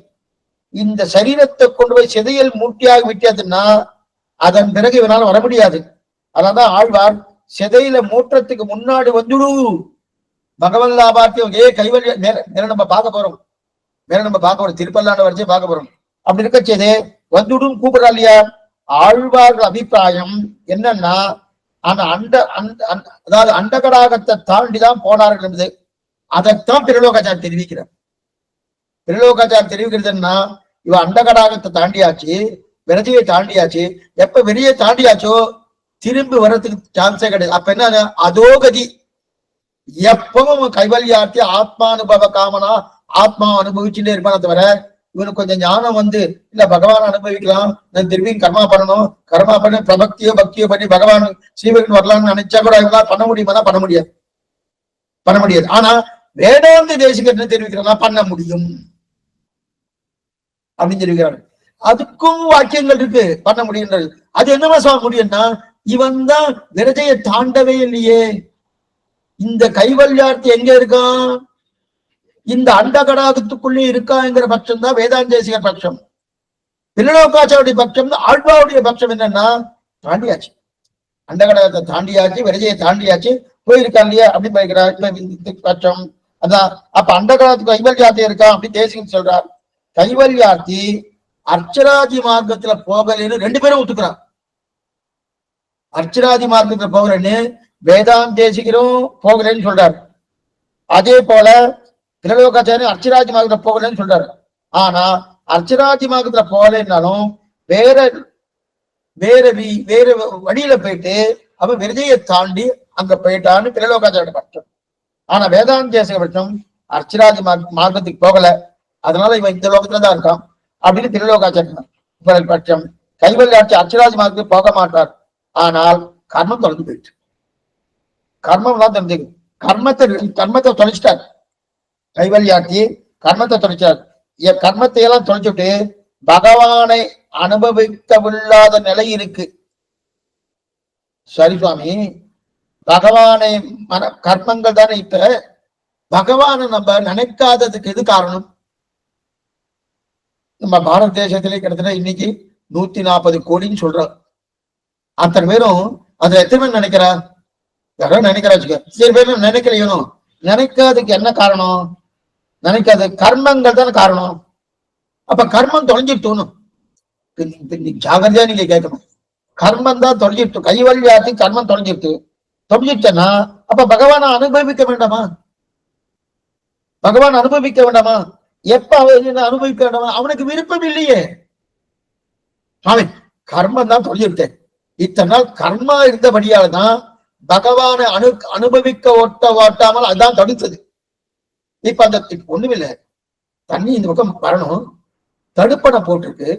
அந்த தடுப்பணை எடுத்துட்டேன்னா தண்ணியை கூப்பிடணுமா இல்ல பாய்ச்சி ஏதாவது கட்டணுமா? வேண்டாமே, நேரம் கிட்ட வந்துரும். அதே போல இத்தனை நாள் இந்த பகவானை அனுபவிக்க முடியாம எது தடுத்துட்டு இருந்தது? என்னுடைய கர்மா. இப்ப கைவல்யாட்டு கர்மா தொலைஞ்சிருச்சு. கர்மா தொலைஞ்சிட்டோம். இப்ப பகவானை அனுபவிக்கணும் என்கிற விருப்பம் இவனுக்கு வந்துருமோன்னா வரலையே. இவனுக்கு அதுல விருப்பம் இல்லையே. ஏன்னா இந்த இடத்துல பாருங்க, ரொம்ப முக்கியமான இடம், ரொம்ப சாஸ்திரோக்தமான இடம், கொஞ்சம் முக்கியமான பாயிண்ட் இது. இந்த இடத்துல ஜீவ சுவாதந்திரம் ரொம்ப முக்கியம். பகவான் ஜீவ சுவாதந்திரத்தை பார்க்கிற, ஜீவ சுவாதந்திரம் ரொம்ப முக்கியம். நான் எதை அனுபவிக்க ஆசைப்பட்டேன் என்பது முக்கியம். நாம சரணாகதி பண்ணினா கூட லோகத்தை என்ன பேரு தப்பாது என்று துணிந்திருக்கை பேட்டுக்கு துரிக்கை, எனக்கு கிடைக்கணுமே கிடைக்கணுமே கிடைக்கணுமே கிடைக்கணுமே ஆசைப்படணுன்றாரு, துடிக்கணும்ன்றாரு. ஏன் சுவாமி நான் தான் சரணாகதி ஆயிடுத்தணும்? அதனால அடிக்கடி சொல்லுவேன், சரணாகதி என்பது ஒரு ரிசர்வேஷன் கிடையாது. சரணாகதி என்னது? அப்ப பகவான் கொடுக்க வந்தா நான் ஏற்றுக்கொள்வதற்குண்டான தகுதி எங்கிட்ட இருக்கு என்பதுதான் சரணாகதி. தகுதி இருக்குன்றதுக்காக மோட்சம் கொடுக்கணுன்ற அவசியம் கிடையாது. அப்ப தகுதி வந்து அர்த்தம், அவ்வளவுதானே தவிர இப்ப எதுக்கு சொல்ல வந்தேன்னா, அதே போல எனக்கு ஆசை இருக்கணுமே, ஆசை இருக்கணுமோ. இவன் ஆசைப்படலையே. இந்த கைவல்யார்த்தி என்ன பண்ணா, தன்னுடைய கர்மத்தை தொலைச்சிட்டு என் ஆத்மாவை நானே அனுபவிக்கணும், நானே அனுபவிக்கணும். இந்த எண்ணம் தான் இருக்கு. அந்த ஆத்மா பகவானை அனுபவிக்க விரும்பப்படவில்லை. சுவாமி இந்த இடத்துல நீங்க என்ன சொல்றது சரியா புரியல. நீங்க முதல்ல என்ன சொன்னீங்க? நம்ம பகவான் மேல நமக்கு ஒரு பிரீத்தி ஏற்படாத காரணம் நம்முடைய கர்மான்னு சொன்னேன். இப்ப அந்த கர்மாவை தொலைச்சாச்சு. தொலைச்சதுக்கு அப்புறம் அப்ப உடனே எனக்கு பிரீத்தி வரணுமோன்னா எனக்கு விருப்பம் இருக்கணுமே. அப்ப கர்மா தொலைஞ்சா கூட எனக்கு விருப்பம் என்றது அவசியமா? அவசியம். விருப்பம் என்பது அவசியம். எனக்கு விருப்பமே இல்லை, கர்மா போயிடுத்து. ஆனா எனக்கு விருப்பம் இல்லைன்னா பகவான் கொடுப்பாருன்னா கொடுக்க மாட்டார். ஒரே ஒரு எக்ஸாம்பிள் சொல்றேன், நல்லா தெரிஞ்சுக்கணும். 4 குழந்தைகள், மகாபாரதத்துல ஒரு சரித்திரம். இதுக்குன்னு ஒரு பாசனமே எடுத்திருக்காரு சுவாமி நம்மாழ்வார். இடரின்றியே ஒரு நாள் ஒரு பொழுதில் எல்லா உலகம் கழிய படர்புகழ் பார்த்தனும் வைதிகனும் உடனேற தின்தேர் கடவி தொடரொழியால் தன்னுடை சோதியில் வைதிகன் பிள்ளைகளை உடலுடன் கொண்டு கொடுத்தவனை பற்றி ஒன்றும் துயரிலனே. ஆச்சரியமான பாத்திரம் 5ஆம் பத்துல பிறந்த வாரம் வளர்ந்த வாரம் படிக்கிற. இதுல என்ன தெரிவிக்கிறார்னா, 4 குழந்தைகளை காணும். மகாபாரதத்துக்கு ஒரு பிராமணன், அந்த பிராமணனுக்கு குழந்தை பிறந்தது. குழந்தை பிறந்த ஒரு 2 நாள்லயே குழந்தைய காணும். முதல் குழந்தை அந்த மாதிரி போயிடுத்து, 2வது குழந்தை அந்த மாதிரி போயிடுத்து, 3வது குழந்தை அந்த மாதிரி போயிடுத்து. பிராமணன் பார்த்தான், இந்த மாதிரி போயிட்டு இருக்கு, என்ன ஆச்சு ஏதாச்சு, காணாம போறது என்ன ஆச்சுன்னு நேரா கண்ணன்கிட்ட வந்து சொல்லிட்டு இருக்கான். ஏ கிருஷ்ணா, என் குழந்தைகள் இந்த மாதிரி காணாம போயிடுது, இந்த வாட்டி கர்ப்பம் தரிச்சா நான் உன்கிட்ட சொல்றேன், நீதான் வந்து என் குழந்தைய ரட்சிக்கணும்னா. பக்கத்திலே அர்ஜுனன் தான். அர்ஜுனனுக்கு என்ன பண்ணா, கண்ணனே பதில் சொல்லியிருக்கணும். அந்த அண்ணன் பதில் சொல்றது அர்ஜுனனை பண்ணான், கண்ணா இந்த சின்ன காரியத்துல நீ பண்ண வேண்டாம், நான் பாத்துக்கிறேன், நான் போய் அந்த குழந்தைய ரட்சிக்கிறேன். 4வது குழந்தை, அந்த குழந்தைய நான் ரட்சிக்கிறேன், யாரும் எடுத்துட்டு போவா அப்படின்னு சொல்லி ரட்சிக்கிறேன்னு சொல்லிட்டு கண்ணனை வரப்படாம தான் ரட்சிக்கிறேன்னு சொல்லி கக்கணுமா. அந்த அந்த அந்த பிராமணுடைய தர்மபத்தினியும் அவ கர்ப்பம் தரிச்சா, குழந்தை பறக்க போறது. அந்த பிரசவ அறைய சுத்தி என்ன பண்ணிட்டான், தன்னுடைய சரக்கூட்டத்தால அம்பு கூட்டத்தால பூர்த்தியா மூடிட்டான். காத்து உள்ள போகணும்னாலும் அர்ஜுனுடைய பர்மிஷன் வாங்கிட்டு உள்ள போகணும். அந்த அளவுக்கு சரக்கூட்டத்தால முடிச்சுட்டான். இத்தனை குழந்தையாவே பறந்து 1 நாள் இருந்தது, 2 மணி நேரம் இருந்தது, 3 மணி நேரம் இருந்தது. இந்த 4வது குழந்தை பறந்து அடிச்ச சனமே காணும். இந்த பிராமணுக்கு கோபம் வந்துச்சு. ஐயோ, கண்ணனே ரட்சிக்கிறான்னு சொன்னா அவனையும் வேண்டாம் சொல்லிட்டு நீ வந்திருக்கே அப்படின்னு சொல்லி வெய்ய ஆரம்பிச்சிட்டான் அர்ஜுனன். அர்ஜுனுக்கு தலைமுறையில தாளும் முறையில என்ன பண்றது, நேர கண்ணன் திருவடிதான், வேற கதி நேர கண்ணன் திருவடிக்கு போனான். ஆமா, எங்க போயிடுச்சு குழந்தை, எங்க போயிடுச்சு தேடுறானா. இதுக்குன்னு ஒரு தேர் எடுத்துட்டான். இடரின்றியே ஒரு நாள் ஒரு பொழுதில் எல்லா உலகும் கடிய படர்புறம் பார்த்தனும் வைதிகன் உடனேற தின்தேர் கடவி. தின்தேர்னு பேர் தேருக்கு. அந்த தேர் பறக்கிறது. எந்தெந்த ஊருக்கு போகணுமோ 17-14 லோகம் போயிடுத்து, எங்கேயோ குழந்தைய காணும், எங்கேயோ காணும். கடைசியில நேரம் அந்த தேருக்கு போயிடுத்து விரஜா நதி கரையில போயிடுத்து. வைதிகன் பிள்ளைக்கு உடலும் கொண்டு கொடுத்தான். 4 குழந்தைகளை விரஜையை தாண்டி இருக்கா. அந்த குழந்தைய இங்க இருக்குன்னா விரஜா நதியை தாண்டி ஸ்ரீவைகுண்டத்துக்குள்ள மகாலட்சுமியுடைய மடியில, பிராட்டுடைய மடியில அந்த குழந்தைட்டு நல்லா ஜாகிரதையா விளையாடின்னு இருக்குன்னு தெரிஞ்சவனே, ஏன் பிராட்டி இங்க கொண்டு வந்தேன்னு கேட்கிறார் அண்ணன். இல்ல நான் உன்னை சேவிக்கணும், கிருஷ்ணானுபவம் ரொம்ப நல்லா இருக்குன்னு சொல்லிட்டு இருக்கா. அது நேரடியா நீ உன்னை கூப்பிட்டா நீ வரமாட்ட, அதெல்லாம் இந்த மாதிரி பண்ணதான் என்கிட்ட சொல்லாம அது இருக்க மாட்டேனா, அதுக்கெல்லாம் இது பண்ணணுமான்னு சொல்லி அந்த 4 குழந்தை என்ன பண்ணா, திரும்பி விரஜையை தாண்டி இந்த பூலோகத்துக்கு கொண்டு வந்துட்டான். இந்த சட்டம் நல்லா பாருங்க, திருப்பி விரஜையை தாண்டி பூலோகத்துக்கு கொண்டு வந்துட்டார். இப்ப நமக்கு ஒரு சந்தேகம் வரும், சுவாமி கொஞ்ச நேரத்துக்கு முன்னாடி நீங்க என்ன சொன்னேன், விரஜையை தாண்டியாச்சுன்னா நசபனராவர்த்ததை திரும்புதல் கிடையாதுன்னு சொல்லிட்டேன். இப்ப 4 குழந்தைகள் இந்த பூலோகத்திலிருந்து விரஜையை தாண்டி மகாலட்சுமி பிராட்டி அந்த 4 குழந்தைய தன்னோட மடியில வச்சுட்டு கொஞ்சிட்டு இருந்திருக்கா, கண்ணனை வரவேற்கணுன்றதுக்காக. திரும்ப கண்ணன் போய் அந்த 4 குழந்தை கொண்டு வந்துட்டானோ. இப்ப எங்க ஆச்சு அந்த சாஸ்திர வாக்கியம்? அங்க போனா திரும்புதல் கிடையாதுன்னு சொன்னேன். இப்ப சாஸ்திர வாக்கியம் என்னாச்சு? இது எப்படி சுவாமி, விரஜனையை தாண்டினாலே திரும்ப முடியாது அப்படின்னா அந்த குழந்தைகளுக்கு ஒண்ணுமே தெரியாது. நாம என்ன நினைக்கிறோம், இன்னொன்னு சொல்லிடுறேன், இத்தனைக்கும் அந்த தேர்ல நல்லா பாத்துக்கோ, அந்த தேர்ல அர்ஜுனனையும் உட்கார வச்சுட்டான், அந்த வைதிகனாக இருக்கக்கூடிய பிராமணனையும் உட்கார வச்சுட்டான். உட்கார வச்சுட்டு ஸ்ரீவைகுண்ட உள்ள அபாலாயுஷன் போல விரைஜைக்கு இந்த பக்கம் அவளை நிக்க வச்சுட்டான். வைதிகனையும் அந்த பிராமணனையும் அதே போல அர்ஜுனனையும் அங்க நிக்க வச்சுட்டு மேற்கொண்டு தான் மட்டும் உள்ள போயிருக்கார். சில இடத்துல பார்ப்போங்க, சில இடத்துல என்ன பண்ணுவான்னா, பிரியத்துக்காக சொல்றேன், யாரும் தவறா நினைக்க வேண்டாம், சில அதிகாரம் படைத்தவரை மடப்பள்ளிக்கு வரலாம்னு போட்டுப்பா. மடப்பள்ளிக்கு சில சுவாமிகள்லாம் போவா, சில சுவாமி வெளியிலேயே நின்று இருப்பா. என்ன சுவாமி, எனக்கு அதிகாரம் கிடையாது, உன்னோட சார் சுவாமி அவர் வந்தாரு, அவருக்கு அதிகாரம் இருக்கு, எனக்கு அதிகாரம் கிடையாது அப்படின்னு சொல்லிருக்கா இல்லையா? அந்த மாதிரி இவர் இந்த மாதிரி பண்ணிட்டு இருக்காரு இல்லையா? இப்ப குழந்தைகளுக்கு எதாவது தெரியுமா? இப்ப குழந்தைகள் சீவைகுண்டம் போயிடுத்தோம், அந்த குழந்தைகள் பிரபக்தி பண்ணித்தா இல்ல கர்மஜான பக்தி யோகங்கள் பண்ணித்தா எதா பண்ணித்தா ஒண்ணும் பண்ணல. இப்ப குழந்தை என்னவா சீவைகுண்டம் போகும், முதல்ல சீவைகுண்டம் போயிடுச்சு, இதுவே எனக்கு புரியல. சரி, அதற்கு மேல அந்த குழந்தைக்கு ஏதாவது சாஸ்திரம் ஏதாவது தெரியுமா? பிறந்த குழந்தைக்கு என்ன சுவாமி சாஸ்திரம் இருக்கு? ஒரு சாஸ்திரம் கிடையாது. ரெண்டாவது, நேற்று கொண்டு பார்த்திருக்கோம், 12 வயசு வரைக்கும் நாம செய்யக்கூடிய ஒரு காரியத்துக்கு கணக்கு கிடையாதுன்னு பார்த்திருக்கோம். விலங்குகளுக்கு கணக்கு கிடையாது, பாப புண்ணியங்கள் கிடையாது, ஸ்தாவரங்களுக்கு பாப புண்ணியங்கள் கிடையாதுன்னு பார்த்திருக்கோம். ஆனா அதோட கர்மா கழிக்கிட்டே இருக்கும், கர்மம் கூடாது, கர்மனா கூட சேராதுன்னு பார்த்திருக்கோம். அதே போல மனிதர்களாக பிறந்திருந்தாலும் முதல்ல 12 வயசு வரைக்கும் அவருக்கு சாஸ்திர வசதியே கிடையாது, விலங்குகளுக்கு ஸ்தாவரங்களுக்கு சாஸ்திர வசதியே கிடையாது வரணும். அப்ப மனுஷனுக்கு 12 வயசு வரைக்கும் கணக்கு கிடையாது, கணக்கு கிடையாது. இப்போ குழந்தைக்கு இருக்கா? குழந்தைக்கு இல்லையானோ? ஏன்னா இப்ப நம்ம சொல்ப ஞானம் இருக்கிறபடியாலே, ஆனா நமக்கு 70 ஆனம் அதே ஞானத்தோடு தான் இருக்கிறோம். நமக்கு என்ன ஞானம் இருக்கு? ஒரு ஞானம் கிடையாது. 12 வயசு வரைக்கும் நமக்கு எந்த ஞானமும் கிடையாதுன்னு நினைச்சுட்டு சாஸ்திரம் என்ன சொல்லியிருக்கு, நீ எதா பண்ணா அது கர்மால சேர்க்கறது இல்லைன்னா. இல்ல சுவாமி, 70 வரைக்கும் எங்களுக்கு இனிமே ஞானம் கிடையாது, ஆனா கர்மா பதில் சேரும், கர்மாத்துக்கு இருக்கட்டும் அப்படி. ஆக குழந்தைகள் அறிந்து ஒண்ணும் செஞ்சிருக்காளா? செய்யல. அவ சரணாகதி பண்ணால, இல்ல பக்தி மார்க்கத்துக்கு கர்மஜான பக்தி யோகங்களை பண்ணால, ஒண்ணும் பண்ணல. அதனால் பெருமாளான அழிச்சுட்டான், பெருமாளான அழிச்சுட்டான். அங்க 2 அர்த்தம் சொல்றான், 2 அர்த்தம் சொல்றான். நல்லா கெட்டியா புரிஞ்சுக்கோ, நல்லா முக்கியமா புரிஞ்சுக்கோ.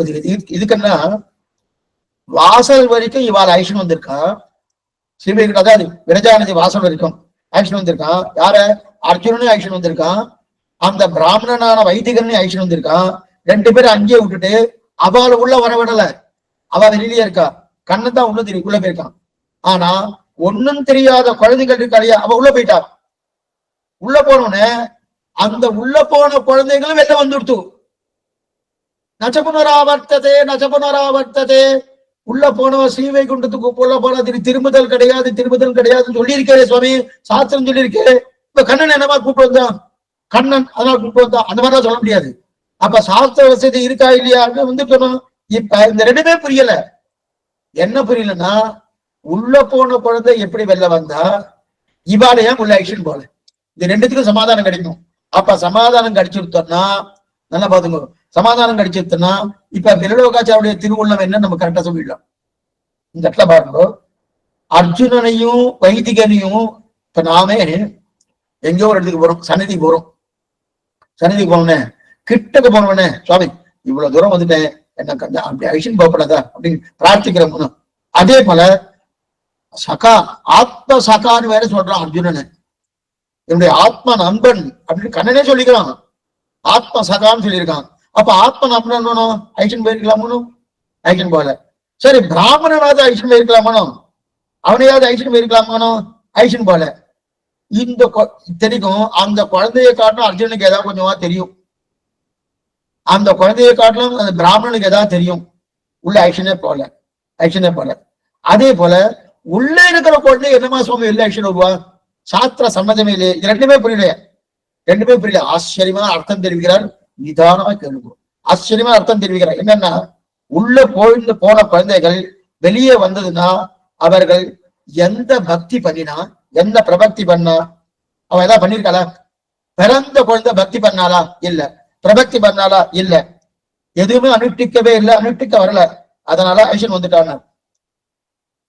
சரி சுவாமி, அவளை பக்தி பண்ணல, பிரபக்தி பண்ணல, அதான் ஐஷம் வந்துட்டே சொல்லல பரமணும். இந்த குழந்தைக்கு எதுவும் பக்தி பண்ணலையே, பிறந்த குழந்தை உடனே ஐஷன் போயிட்டா பிராட்டி, அவ்வளவுதான். பக்தியோ பிரபக்தியோ பண்ணல, பிராட்டி பாட்டு ஐஷன் போயிட்டா, பக்தி பிரபக்தி பண்ணாதபடியில ஐஷன் வந்துட்டான்னு சொல்லிட்டார். சரி, இப்ப பக்தி பிரபக்தி எல்லாம் அர்ஜுனனுக்கும் தெரியும், இந்த பிராமணனுக்கும் தெரியுமே, அவள் ஐஷன் போயிருக்கலாமே. அர்ஜுனனுக்கும் தெரியும், பிராமணனுக்கும் தெரியுமே, இவள் ஐஷன் போயிருக்கலாமான்னா உள்ள அவருக்கு வீத்தனுக்கும் போற வாசல் வரையும் வந்தார்களேன்னா உள்ள போய் அனுபவிக்கணும் ஐஷன் போயிருக்கலாம்னா அவளுக்கு இச்சை இல்லையே. அவளுக்கு மோட்சம் போகணும் என்கிற ஆசை அர்ஜுனனுக்கோ அந்த பிராமணனுக்கோ இல்லை. என்ன பண்ணீங்க, வாசல் வரைக்கும் வந்தவார் இல்லையா, அப்போதே என்ன பண்ணிருக்கணும், வாசல் வரைக்கும் வந்த உடனே என்ன பண்ணிருக்கணும், உடனே கண்ணன் திருவடியை பிடிச்சிட்டு புகழொன்றில்லாடியேன் உன் அடிக்கீழ் அமர்ந்து புகுந்தேனேன்னு அப்படின்னு ஒரு சனாதி பண்ணி, ஏ கண்ணா இத்தனை தூரம் வந்துட்டேன், நான் இது வரைக்கும் வந்ததே கிடையாது, இங்கதான் வந்திருக்கேன், எரஜாநதி வாசல் வரைக்கும் வந்துட்டேன், உன் திருவடி பத்துறேன், இப்பே இவன் ஐஷன் போயிருந்தா உடனே ஐஷன் போயிருப்பான், உடனே ஐஷன் போயிருப்பான். ஐஷன் ஏன் ஐஷன் போல, அந்த வாசல் வரைக்கும் வந்துட்டு ஐஷன் போகாததுக்கு என்ன காரணம்னா அவளுக்கு ருச்சி இல்லை, ருச்சி இல்லை. ஏன்னா அணியனுக்கு மோட்சம் கொடும் என்று அவ சொல்லி இருந்தா உள்ள ஐஷன் போயிருப்பான், கண்ணன் நிச்சயமா ஐஷன் போயிருப்பான். அவளுக்கு ருச்சி இல்லை, அதனால என்ன பண்ணா அவ கேட்கல. ஏன் ருச்சி இல்லை, அது கிட்டக்க மேலும் ஒரு ருச்சி இல்லை. ருச்சி இல்லாதவன என்ன வந்து இந்த குழந்தைகளுக்கு ஒண்ணுமே தெரியாது, குழந்தைகளுக்கு ருச்சி இருக்குமா இல்லதான் பிரபக்தி பண்ணித்தா பக்தி பண்ணித்தா ஒண்ணும் ருச்சியால எல்லாம் திரும்பி வந்துட்டு. ஆனா இவர் அர்ச்சராஜ மார்க்கம் வழியா போய் இவ்வளவு தூரம் இருக்காரு. இப்ப நம்ம எதுக்காக இதை எடுத்தோம்னா, கைவல்யார்த்திக்கு கர்மா தொலைஞ்ச உடனே அவன் மோட்சத்துக்கு போகணும்னு ஒரு எண்ணம் ஏற்படாதா சுவாமின்னா, இந்த சுவாதந்திரம் என்ன பண்ணனா அவனுக்கு ருச்சியை கொடுக்கல. அவனுக்கு எண்ணமெல்லாம் என்ன தெரியுமா, கர்மா நம்ம என்ன நினைக்கிறோம், கர்மா போயிடுத்துன்னா அடுத்த க்ஷணமே மோட்சம் உண்டு இல்லைன்னு சொல்லல, அடுத்த க்ஷணமே மோட்சம் தான். ஆனா அடியனுக்கு ருசி இருக்கணும், போகணுன்ற எண்ணம் இருக்கணும்.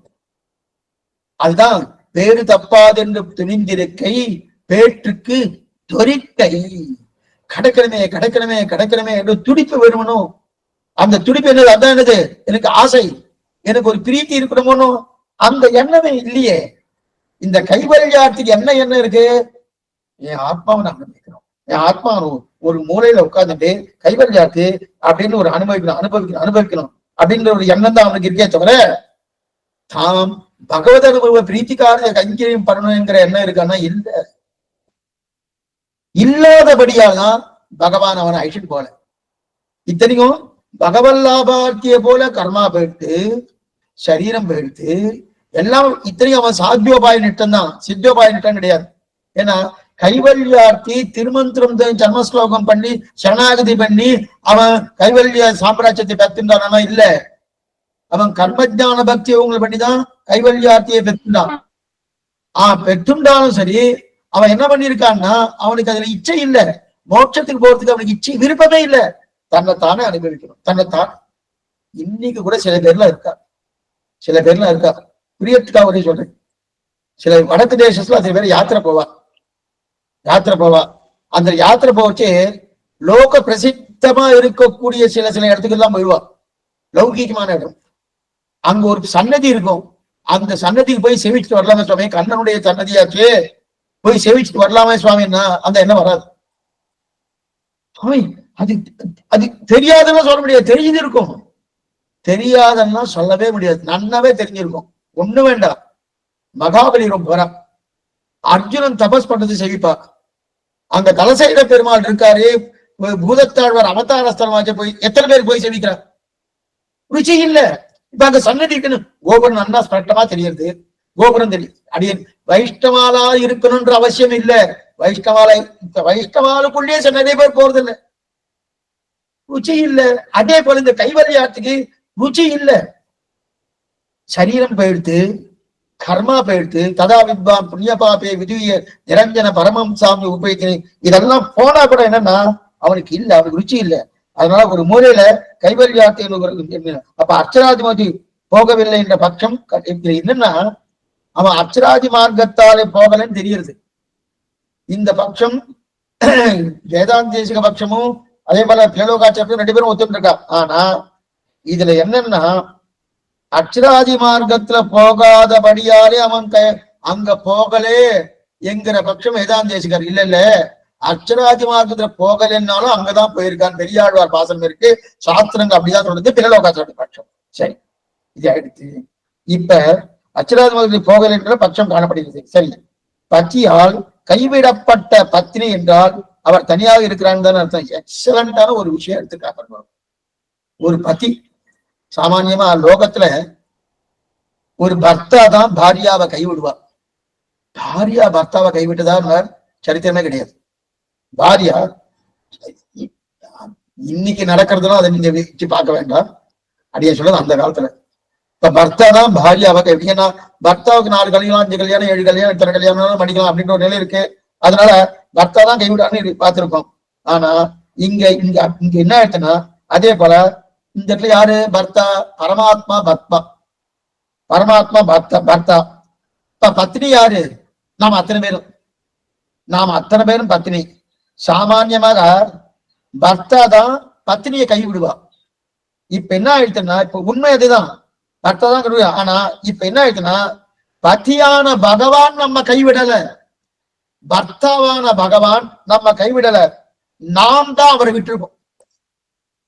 அப்படியே விட்டாவ வந்துடுத்து பாருங்க, நாம தான் அவரை விட்டுருக்கோம், அவர் நம்மளை விட்டார விடவே இல்லை. இந்த கைவல்யார்த்தி அவர் விடல. ஏன்னா கைவல்யார்த்தி என்ன அந்த கைவல்ய மோட்சத்தை கொடுப்பதும் அதே பகவான் தான். அவன் பிரார்த்தனைக்கு இருந்து கொடுத்தார். சரி சுவாமி அவனை மாத்தலாமா? அவன் சுவாதந்திரத்துக்கு போக மாட்டான்.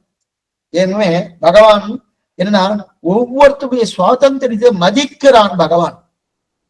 ஒவ்வொரு அப்ப நான் சரணாகி பண்ணா நீதான் ஃபுல்லா சமர்ப்பிச்சுடுறியே, நீ எல்லாம் என்னையும் உன்னுடையமையும் உன் சக்கரப்படி ஒட்டி கொண்டு நின் அருளே புரிந்திருந்தேன் அப்படின்னு இருக்கணும். அப்ப என்கிட்ட சுவாதந்திரம் இல்லை. அப்ப என்னுடைய சுவாதந்திரத்தை எதிர்பார்க்க மாட்டான். என்கிட்ட பரதந்திரனான தன்மை வந்துட்டு அப்ப அவன் சுவாதந்திரத்தை ஏறிட்டு கொண்டு எனக்கு நன்மைப்படுவான். ஆனா நம்மிடத்துல சுவாதந்திரம் இருந்ததுன்னா நம் சுவாதந்திரத்தை அவன் விட்டுடு, நான் பாத்துக்கிறேன் சொல்லுவாங்கன்னா சொல்ல மாட்டான். சுவாதந்திரத்தை நாம விடணும். அந்த தன்மை கைவல்யாட்டி விட்டான்னா விடல. அப்ப என்ன ஆகுது? அவன் சுவாதந்திரத்துக்கு அனுகுணமாக என்ன பண்றான்? இதுல ருச்சி இல்ல, பகவன் லாபார்த்தியா போறதுக்கு ருச்சி இல்ல. ருச்சி இல்லாதபடியாது அந்த கைவல்ய மோட்சத்தையே பகவான் கொடுக்குறான். அவனுக்கு என்ன தேவையோ அது கொடுத்துறாரு. அதனால்தான் அந்த பகவானுடைய திருவடியை பத்துவது கூட ஆச்சாரிய திருவடி பத்துவதே அவருடைய சொல்லுவார், வேண்டாம் கைவல்யம் வேண்டாம், நீ பகவன் லாபார்த்தியாவா இல்ல ஆச்சாரிய திருவடி பத்துக்கோ அப்படின்னு சொல்லுவாரோ. இத பகவான் சொல்லுவாருன்னா சொல்ல மாட்டார். அவர் சுவாதந்திரத்தை மதிக்கிறார். அவர் ஆட்டுவாணிக நல்லன்னு எடுத்துக்காட்டு லோகாச்சாரியம். எதுக்கு சொல்ல வந்தேன்னா அப்படி இருக்கச்சே இப்ப பத்னியை விடுவார். இங்க பதியை விட்டுட்டார். நாம் அத்தனை பேரும் பத்னி, கைவல்யார்த்தி பத்னி பகவானை அனுபவம், பகவான் பத்னியை அனுபவிக்கணும். பர்த்தா பாரியா அனுபவிக்கிறாரியா அப்படின்னு இருக்கச்சே அதான் தெரியுறீங்க. பதி தான் பத்னியை விடுவார். ஆனா உண்மை என்னன்னா பத்தியான பகவான் நம்ம விடல, நாம் தான் அவரை விட்டுட்டோம். அதாவது கைவல்யார்த்தி தான் யாரை விட்டுட்டாரு? பகவான் விட்டார். ஆனா பகவான்கிட்ட பிரார்த்தித்து பெற்றது கைவல்ய மோட்சம். பகவான்கிட்ட பிரார்த்தித்து என்னதுமா பிரார்த்திக்கிறான்? எனக்கு நீ வேண்டாம், என்ன நானே, ஆனா நீதான் எனக்கு கொடுக்கணும், நீதான் எனக்கு கொடுக்கணும். என்ன கொடுக்கணும் தெரியுமா? நீ எனக்கு வேண்டாம், எனக்கு நானே என்னை அனுபவித்துக் கொள்கிறேன், அதைத்தான் நான் பிரார்த்திக்கிறேன்னு உடனே கொடுத்துடுறாரு. உடனே கொடுத்துரு இல்லையா? ஆக பகவானை அனுபவிப்பதை தாண்டி தன்னையே அனுபவிக்கக்கூடிய அனுபவம் கைவல்யார்த்திக்கு அனுபவம். மேலும் இதுல இன்னொரு பட்சமும் உண்டு. என்னன்னா அர்ச்சராதி மார்க்கத்துல போனாலே அவன் திரும்ப வரமாட்டான்னு சாஸ்திரம் சொல்லி இருக்கிறபடியால் பிரகிருதி மண்டபத்துக்குள்ளேயே எங்கேயோ இருக்கிறான் என்று சிலர் கூறுவதும் உண்டு. இதுதான் வேதாந்தேசிகர் பட்சம் சொன்னோம் என்று சிலர் கூறுவதும் உண்டு. இல்ல பிரகிருதி மண்டபத்துக்குள்ளே இருக்கிறார் என்றால் திரும்ப வரலாமே. இந்த 14 லோகத்துக்குள்ள இருக்கான்னா மறுபடியும் யோகத்தை அனுஷ்டித்து இல்லது பக்தி மார்க்கமோ அல்லது பிரகதி மார்க்கமோ அனுகரிச்சு மோட்சம் போலாமானோ? அப்ப பிரகிருதி மண்டலத்தை தாண்டினாதான் திரும்ப முடியாது. பிரகிருதி மண்டலத்தை தாண்டினாதான் திரும்ப வர முடியாது. அப்ப பிரபக்தி பண்ண முடியாது. பிரகிருதி மண்டலம்னா அந்த கடாகத்தை தாண்டி விரதையை தாண்டியாச்சனாலே திரும்பி வர முடியுமானா திரும்ப வர முடியாது. அப்ப பிரபக்தி பண்ண முடியாது. அப்ப மறுபடியும் மோட்சம் போக முடியாது. அப்ப என்ன கெட்டே போனான். இந்த கைவல்யார்த்தி கெட்டே போனானது. இப்ப இது வரைக்கும் பார்த்துட்டோம். ஆக இப்ப நம்ம என்னென்ன பார்த்திருக்கோம், நம்ம மறுபடியும் திரும்பி சொல்றேன் இருக்கணும். அதாவது முமுட்சு புபுட்சு, முமுட்சு புபுட்சு, அந்த புபுட்சு அர்த்த காமபரன் தர்மபரன் எடுத்துட்டா, ஆனா தர்மபரன் அவனை ரெண்டா பிரிச்சுட்டா, தேவதாந்திர பரமும் அதே போல பகவன் லாபார்த்தியா இருக்கக்கூடிய ஒரு நிலைமை இருக்கு. அதுல கைவல்யார்த்தி ஐஸ்வர்யார்த்தியா இருக்கக்கூடிய நிலையிலே கைவல்யார்த்தி ஐஸ்வர்யார்த்தி ஒன்னா சேர்த்துட்டார் வேதாந்தேசிகர். கைவல்யார்த்தியை மோட்சார்த்தியோடு சேர்த்துட்டார் அப்படின்னு வரைக்கும் பார்த்தோம். இப்ப அடுத்தது இப்ப வேறு வகை வரையாக பிரிக்கிறார். வேறு வகை வரை என்னது? மோட்சத்தில் விருப்பம் இருப்பவர்கள் ரெண்டு வகை. மோட்சத்தில் இருப்பவர் ரெண்டு வகை. அதாவது அடைவதிலே இருக்கும் விருப்பத்தில் பொறுத்து ரெண்டு வகை. அடைவதில் இருக்கும் விருப்பத்தை பொறுத்து ரெண்டு வகை. அதாவது புருஷார்த்தம் எது என்பதை வைத்துக் கொண்டு இதுவரை சொன்னார். புருஷார்த்தம் எது? கைவல்யமா இல்ல பகவன் லாபார்த்தம் ரெண்டு வகை சொன்னார். இப்ப சொல்வது என்னன்னா, இதத்தை பொறுத்து எதன் மூலம் அடையணும், எதன் மூலம் அடைய போறேன், எதன் மூலம்னா பக்தியா பிரபக்தியா, பக்தியால் அடையிறனா பிரபக்தியால் அடையிறனா. அப்பன்னா என்ன அர்த்தம்? பக்தர்கள் பிரபன்னர்கள் ரெண்டு வகை. பக்தர்கள் பிரபன்னர்கள் ரெண்டு வகை. பக்தர்கள்னா யார்? பக்தினா என்னது? பக்தர்கள்னா யாரு? பக்தினா என்ன? ஒன்றும் மிச்சமில்லாமல் அங்கங்களோடு சேர்ந்து வேதாந்தத்தை கற்றவன் கற்று, அது போல வேதத்துக்கு அங்கங்கள் என்ன? சிக்ஷா, வியாக்கரணம், சந்தஸ், நிருத்தம், ஜோதிஷம், கல்பம், இந்த அங்கங்களை கற்று, அதற்கு மேலே 8 உபாங்கங்களை கற்று, இதையோடு வேதாந்தத்தோடு, அதாவது வேதாந்த சொல்லப்பட்ட கர்மகாண்டம் என்ன, தேவதா காண்டம் என்ன, பிரம்ம காண்டம் என்ன, இது இத்தனையும் நன்னா கற்றவனாய், அதற்கு மேற்கொண்டு பூர்வ மீமாம்சை என்ன, உத்தர மீமாம்சை என்ன, இதை நன்னா தெரிஞ்சு கொண்டு, அதாவது பூர்வ மீமாம்சை என்பது 16 அத்தியாயம், உத்தர மீமாம்சை என்பது 4 அத்தியாயம். இது அத்தனையும் பூர்த்தியாக தெரிஞ்சு கொண்டு பூர்வ மீமாம்சையை தான் கர்மகாண்டம் என்றும் உத்தர மீமாம்சையை தான் பிரம்மகாண்டம் என்றும் இது 2 அறிந்தவன் முதல்ல கர்மத்தை செய்கிறான். கர்மத்தை பண்ணி பண்ணி பண்ணி கர்மம் முடிஞ்ச பிறகு அதாதோ பிரம்ம ஜிக்ஞாசா, இதுதான் முதல் சூத்திரம் ஸ்ரீபாஷ்யத்துல. அதாதோ பிரம்ம ஜிக்ஞாசா என்று சொல்லக்கூடிய அந்த கர்மகாண்டம் ஆரம்பிக்கும் போதே அதாதோ தர்ம ஜிக்ஞாசா என்று சொல்லி ஆரம்பித்து அதை தெரிஞ்சு கொண்டு அதாதோ பிரம்ம ஜிக்ஞாசா என்று தெரிஞ்சு கொண்டு சித்தன்ன அச்சித்தன்ன இவற்றிலிருந்து வேறுபட்டதனாய் ஆச்சரியமான ஆனந்த ரூபமான அனைத்து குற்றங்களுக்கு எதிராக இருக்கக்கூடிய பகவான், தோஷங்களை இல்லாதவன பகவான், அனைத்து கல்யாண குலங்களுக்கு இருப்பிடமாக இருக்கக்கூடிய பகவான், அந்த பரபிரம்மத்தை அன்பு செய்து பிரம்மம் இப்படிப்பட்டவர் என்று நினைத்து நிர்ணயித்துக் கொண்டு அந்த பிரம்மத்தை அடைவதற்காக இருக்கும் அங்கங்களோடு பக்தியை செய்து பக்தியை ஏற்றுக்கொண்டு கர்மயோகம் என்ன, ஞான யோகம் என்ன, பக்தி யோகம் என்ன, இதெல்லாம் அங்கங்களா வைத்துக் கொண்டு, அது பக்தி யோகத்துக்கு அங்கங்களா வைத்துக் கொண்டு அந்த பக்தியை உபாயமாக கொண்டு மோட்சம் அடைய விரும்புகிறார்கள் இல்லையா? அப்ப பக்தியை உபாயமாக பற்றினோம் என்றாலும் அது சாத்தியமாகும். அது சாத்தியப்பாடு. இது என்னது? இதுதான் பக்தனுடைய நிலை. தன்னுடைய முயற்சி, இத்தனை சொன்னதை விட சிம்பிளா சொல்லுங்க சுவாமி, ஒண்ணுமில்லை. தன்னுடைய முயற்சியாலே தன்னுடைய சுவாதந்திரியத்தை முன்னிட்டு கொண்டு பகவானின் திருவடியை பற்றி கொண்டு அவனுக்கு நான் கைங்கரியம் பண்ணணும் என்கிற எண்ணத்தோடு இருக்கிறவன் சாத்தியோபாய நிட்டன். அவன் தான் பக்தியோக நிட்டன், சாத்தியபாயம். ஏன்னா சார்ந்த சாத்தியம் என்னன்னா என்னுடைய முயற்சியால சாதிக்கிறனும் அது சாத்தியோபாயம். அப்ப என்னுடைய முயற்சியால சாதிக்கிறேன்னா இது பக்தி ஆயிடுச்சு. அது போல பிரபக்தினா சித்தம். சித்தம்னா என்னது? ரெடியா இருக்கு, தயாரா இருக்கு. சுவாமி சித்தமா இருக்கிறா, சித்தமா இருக்கார் சுவாமி, பெருமாள் சித்தமா இருக்கார் புறப்பாட்டுக்கு அப்படின்னா ரெடியா இருக்காருன்னு அர்த்தம். அதே போல சித்தம்னா தயாரா இருக்கா. பெருமாள் நான் உற்பத்தி பண்ணணுமா? வேண்டாமே, பெருமாள் தயாரா இருக்காரு. அப்ப அவர் தான் எனக்கு உபாயமா இருக்காரு இல்லையா? அதான் சித்தோபாயம். அப்ப சித்தோபாயம் தான் பிரபக்தி. அப்ப சாத்தியோபாயம் பக்தி. அப்ப சாத்தியோபாயம் பக்தி. அப்ப பக்தியில் பக்தி வந்துட்டு சுவாமி. ஆனா அந்த பக்திக்கு அதிகாரம் யாருக்குன்னா மூணு வர்ணத்தவர்களுக்கு தான் அதிகாரம். இதுக்கு முன்னாடி இதெல்லாம் பார்த்துட்டோம். அதுல சந்தேகம் வராதுன்னு நினைக்கிறேன். சந்தேகம் தான் கடைசியில கேட்கணும்.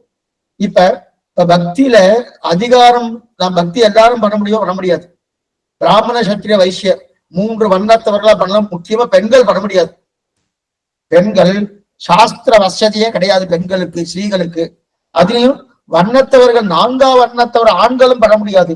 அப்ப 3 வண்ணத்தவர்கள் மட்டுமே அதிகாரம், 3 வண்ணத்தவர்கள் மட்டுமே அத்தியனம் பண்ண முடியும். அப்ப வேத அத்தியனம் நன்னா பண்ண அதிகாரம் இல்லைன்னா, வேத அத்தியனம் பண்றதுக்கே அதிகாரம் இல்லைன்னா பக்திக்கு அதிகாரம் இல்லைன்னு அர்த்தம். பண்றதா வேத அத்தியனம் பண்றதுக்கு, வேதம் சொல்றதுக்கு அதிகாரம் இருக்கா? இல்ல. அப்ப பக்திக்கு அதிகாரம் இல்லைன்னு அர்த்தம். அப்ப 4 வர்ணத்தவர்கள், 4ஆம் வர்ணத்தவர்கள் அதிகாரம் கிடையாது. 4 வர்ண ஸ்ரீகளுக்கும் அதிகாரம் கிடையாது. இதத்தான் கண்ணன் கீதையில சொன்னாங்க. கீதையில சொல்லியிருக்கான், புராணங்களும் சொல்லியிருக்காங்க. சொன்ன பக்திக்கோ புராணங்கள் சொல்லப்பட்டதற்கோ அல்லது பிரம்மசூத்திரம் முழுவதும் சொல்லப்பட்ட உபாசனத்துக்கோ அதிகாரம் இல்லை. புராணங்களில் சொல்லப்பட்ட அந்த உபாசனமோ, கீதையை சொல்லப்பட்ட பக்தியோ, பிரம்மசூத்திரத்தில் சொல்லப்பட்ட உபாசனமோ, இதற்கெல்லாம் 4ஆம் வர்ணத்தவர்களுக்கும் ஸ்ரீகளுக்கும் அதிகாரம் இல்லை. ஆனால் தேவர்களுக்கு பக்தி பண்ண அதிகாரம் உண்டு, பண்ணலாம். பக்தி செய்யணும்னாலே அர்த்தித்வம் இருக்கணும், சாமர்த்தியம் இருக்கணும். ரொம்ப முக்கியமானது அர்த்தித்வம் சாமர்த்தியம் இருக்காரு. அப்படின்னா என்ன சுவாமி? அர்த்தித்வம் இருக்கணும், சாமர்த்தியம் இருக்கணும்னாரு. அர்த்தித்வம்னா என்ன? எனக்கு விருப்பம் இருக்கணும், ரொம்ப முக்கியம். அதான் சொன்னேன், விருப்பமே இல்லாம மோட்சத்துக்கு போகணும்னா என்னவா போவா? நான் சனாதி பிரியத்துக்காக இதையும் சரி சொல்லிடுறேன். நிறைய வருதுன்னு இருக்கு, நாடி யாருதான்னு பாக்குறானுங்க. இப்படியே போயிட்டு இருந்தா திருப்பல்நாடு போயிட்டு இருக்கு, ராமானுஜம் தான் போயிட்டு இருக்கு, எல்லாம் இங்க போறதே தெரியல இருக்குன்னா பிரியத்துக்காக சொன்னேன். அதாவது சனாஜ பண்ண சொன்னா சுவாமி, பண்ண ஏதோ நன்மை கிடைக்குமா? நான் பண்ணிட்டேன், எனக்கு ஒன்றும் அதெல்லாம் ஒன்றும் விருப்பமே இல்லை, பண்ண சொன்னான்னு பண்ணிட்டேன். இப்ப நம்ம சில பேர் நினைக்கிறா, இந்த மாத்திரை கொடுக்குறேன், இது தூக்க மாத்திரை, உங்களுக்கு தூக்கம் வரலன்னு சொல்லிட்டு இருக்கேன், நீங்க போட்டு உங்களுக்கு தூக்கம் வந்துடும் அப்படின்னா, இப்ப நான் உடனே என்ன பண்றேன்? அந்த எனக்கு தூக்கம் வரலையே அந்த மாத்திரையை போட்டுக்கிறேன், தூக்கம் வந்துடுது. ஆனா நான் போட்டதுக்கு முன்னாடி என்னுடைய எண்ணம் எப்படி இருந்ததுன்னா, அந்த மாத்திரை போட்டுக்கணுமா, எனக்கு கொஞ்சம் நம்பிக்கையே இல்லை, இன்னமும் போட்டுக்க சொல்ற, போட்டுக்கணுமா ஏதாவது சத்தம் போடுவா, என்ன இந்த மாதிரி ஒரு பிடிவாதமா இருக்காரு அப்படின்னு சொல்லி சத்தம் போடுவா. சரி போட்டு தொலைக்கிறேன்னு போட்டுட்டேன், அது வேலை செய்யுமா செய்யாத? செய்யும்.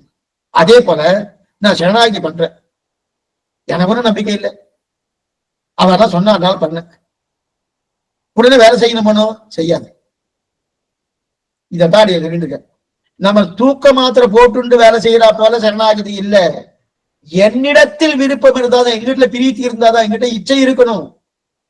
இச்சை இல்லைன்னா பிரயோஜனம். அதான் அத்தித்வம், அதான் இருக்கு அத்தித்தம். அத்தித்தம்னா எனக்கு விருப்பம் இருக்கணும், நான் பிரார்த்தித்து மோட்சம் வேணும்னு கேட்கணும். தொமேவ உபாய பூதோமே பவ, இது பிரார்த்தனா மதி சரணாகதி. பிரார்த்தனை புத்தி, அந்த புத்தி விசேஷம் தான் சரணாகதி. கத்தியத்தாக புத்தியத்தாக சரணாகதி. அப்ப நான் கேட்கணும், அந்த கேட்கக்கூடிய நிலையே என்கிட்ட இல்லைன்னா அப்ப எனக்கு மோட்சம் கொடுக்குமா? அதனாலதான் கைவல்யாத்துக்கு மோட்சம் கொடுக்காதது காரணம் என்னன்னா இதுதான் காரணம்.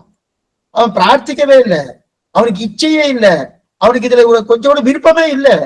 ஆனா அவன் விருப்பத்துக்கு கைவல்யாத்தியா போனோம் போ அப்படின்னு நினைச்சிடான். அப்ப அர்த்தித்தம் வேணும், அப்ப விருப்பம் இருக்கணும். 2வது சாமர்த்தியம் இருக்கணும். சாமர்த்தியம் என்ன சுவாமி? வேதத்தை கற்று அதன்படி வாழ்வதற்கு சாமர்த்தியம் வேணும். இதம் குரு இதம் ஆகாஷின் சாத்திரம் சொல்றது. செய்யாதன செய்யோம் தீக்குறளை சென்னோதோம், செய்யும் கிரிசைகள் கேளீரோ. ஆண்டாள் தெரிவித்தா பாருங்க, இதை பண்ணணும் இதை பண்ணப்படாதுன்னு இருக்கு இல்லையா? அப்ப சாஸ்திரத்தை கற்கணும், அந்த சாமர்த்தியம் இருக்கணும். அந்த கற்றதோடு மட்டுமே அது அனுஷ்டானத்துல கொண்டு வரணும். அதெல்லாம். ஆகவே அர்த்தித்வம் இருக்கணும், சாமர்த்தியம் இருக்கணும். இது 2ம் இருந்தா தான் பக்தி நடக்கும். அர்த்தித்வம்னா நான் பிரார்த்திக்கணும், என்னுடைய விருப்பத்தை நான் பகவான்கிட்ட தெரிவிக்கணும், அபாரமான விருப்பம் இருக்குன்னு தெரிவிக்கணும், அது அர்த்தித்வம். அதே போல சாமர்த்தியம் என்னது? அந்த சொல்லப்பட்ட கர்மாக்களை நல்லா பண்ணணும், வேதத்தை நல்லா அத்தியனம் பண்ணணும். 2 இருந்தாதான் பக்தி பலிக்கும். அப்ப பக்தி உபாயமாக பற்றுவதற்கு 4ஆம் வர்ணத்தவர்களுக்கு அதிகாரம் கிடையாது. நான்காம் வர்ணத்துக்கு அதிகாரம் கிடையாது. இத ராமானுஜரை தன்னுடைய சீபாஷ்ய அதிகரணத்துல ரொம்ப நல்லா எடுத்திருக்காரு. அவசூத்திர அதிகரணம்னு பேரு, அவசூத்திராதி அதிகரணம். அதுல இன்னன்னாருக்கு இன்னன்ன பக்தியில் தான் அதிகாரம் உண்டுன்னு, மற்ற பேருக்கு அதிகாரம் இல்லைன்னு சுவாமி ராமானுஜர் எடுத்திருக்காரு. இன்னன்னாருக்கு இன்னன்னபடிதான் அதிகாரம் உண்டு, மற்ற பேருக்கு அதிகாரம் இல்லைன்னு. நிஜம்னா எந்த சுவாமி அதை எழுதினாரோ, ஆனா அந்த சுவாமியே மொச்ச பேரும் மோட்சம் போகுது இவ்வளவு நன்னா பரப்பேச்சுக்கார். கந்தத்திரத்தை கொடுத்து நீ சரணாகதி பண்ணி மோட்சத்துக்கு ஆனந்தமா போறான்னு தெரிவிக்கிறா இல்லையா? அப்படின்னா யாரு முழுக்கப்படுத்தி தெரிஞ்சு கொண்டார்களோ அவர்களுக்கு தான் எல்லா கட்டமும் தெரியும் தெரிவிக்கிறார். அர்த்தமாக பரந்த உள்ள ராமானுஜருக்கு நான் நரகமே போனாலும் இவெல்லாம் மோட்சத்துக்கு போன நினைச்சாருனோ, அப்ப இதுக்குதான் இன்னும் இருக்குதான் சொல்லிடலாம் இல்லையா? அப்ப இன்னது ரூபமாக நீ போ அப்படின்றாலே இதை ஒத்துக்கொண்டாதான் படி சுலபமா இருக்கு. இப்ப நாம் பக்தி பண்ணலாமா? சரி சரி சுவாமி, திரைவர்ணிகர்களுக்கு தான் அதிகாரம் சொன்னது, 3 வண்ணத்தவர்களுக்கு. அப்ப ஏன் நாதமணி பண்ணல? நாதமணி ஏன் பண்ணல? நாதமணி முதல் வர்ணமாச்சே, உயர்ந்த பிராமண குலம். நாதமணி பண்ணிருக்கலாம், ஆலவந்தார் பண்ணிருக்கலாம், உயர்கொண்டா மணக்கால் நம்பி இவெல்லாம் பண்ணிருக்கலாமே, ஏன் பண்ணல? பக்தினாலே சுவாதந்திரத்தோடு பண்ணணும். இது என்னுடைய கர்மா, நீ விரும்பப்படும் மோட்சத்தை இந்த பக்தி சாதித்து கொடுக்கும், அதை நான் செய்கிறேன் என்கிற எண்ணத்தோடு இவன் பண்ணணும். இது என்னுடைய கர்மாங்கிற எண்ணத்தோடு இவன் பண்றான்.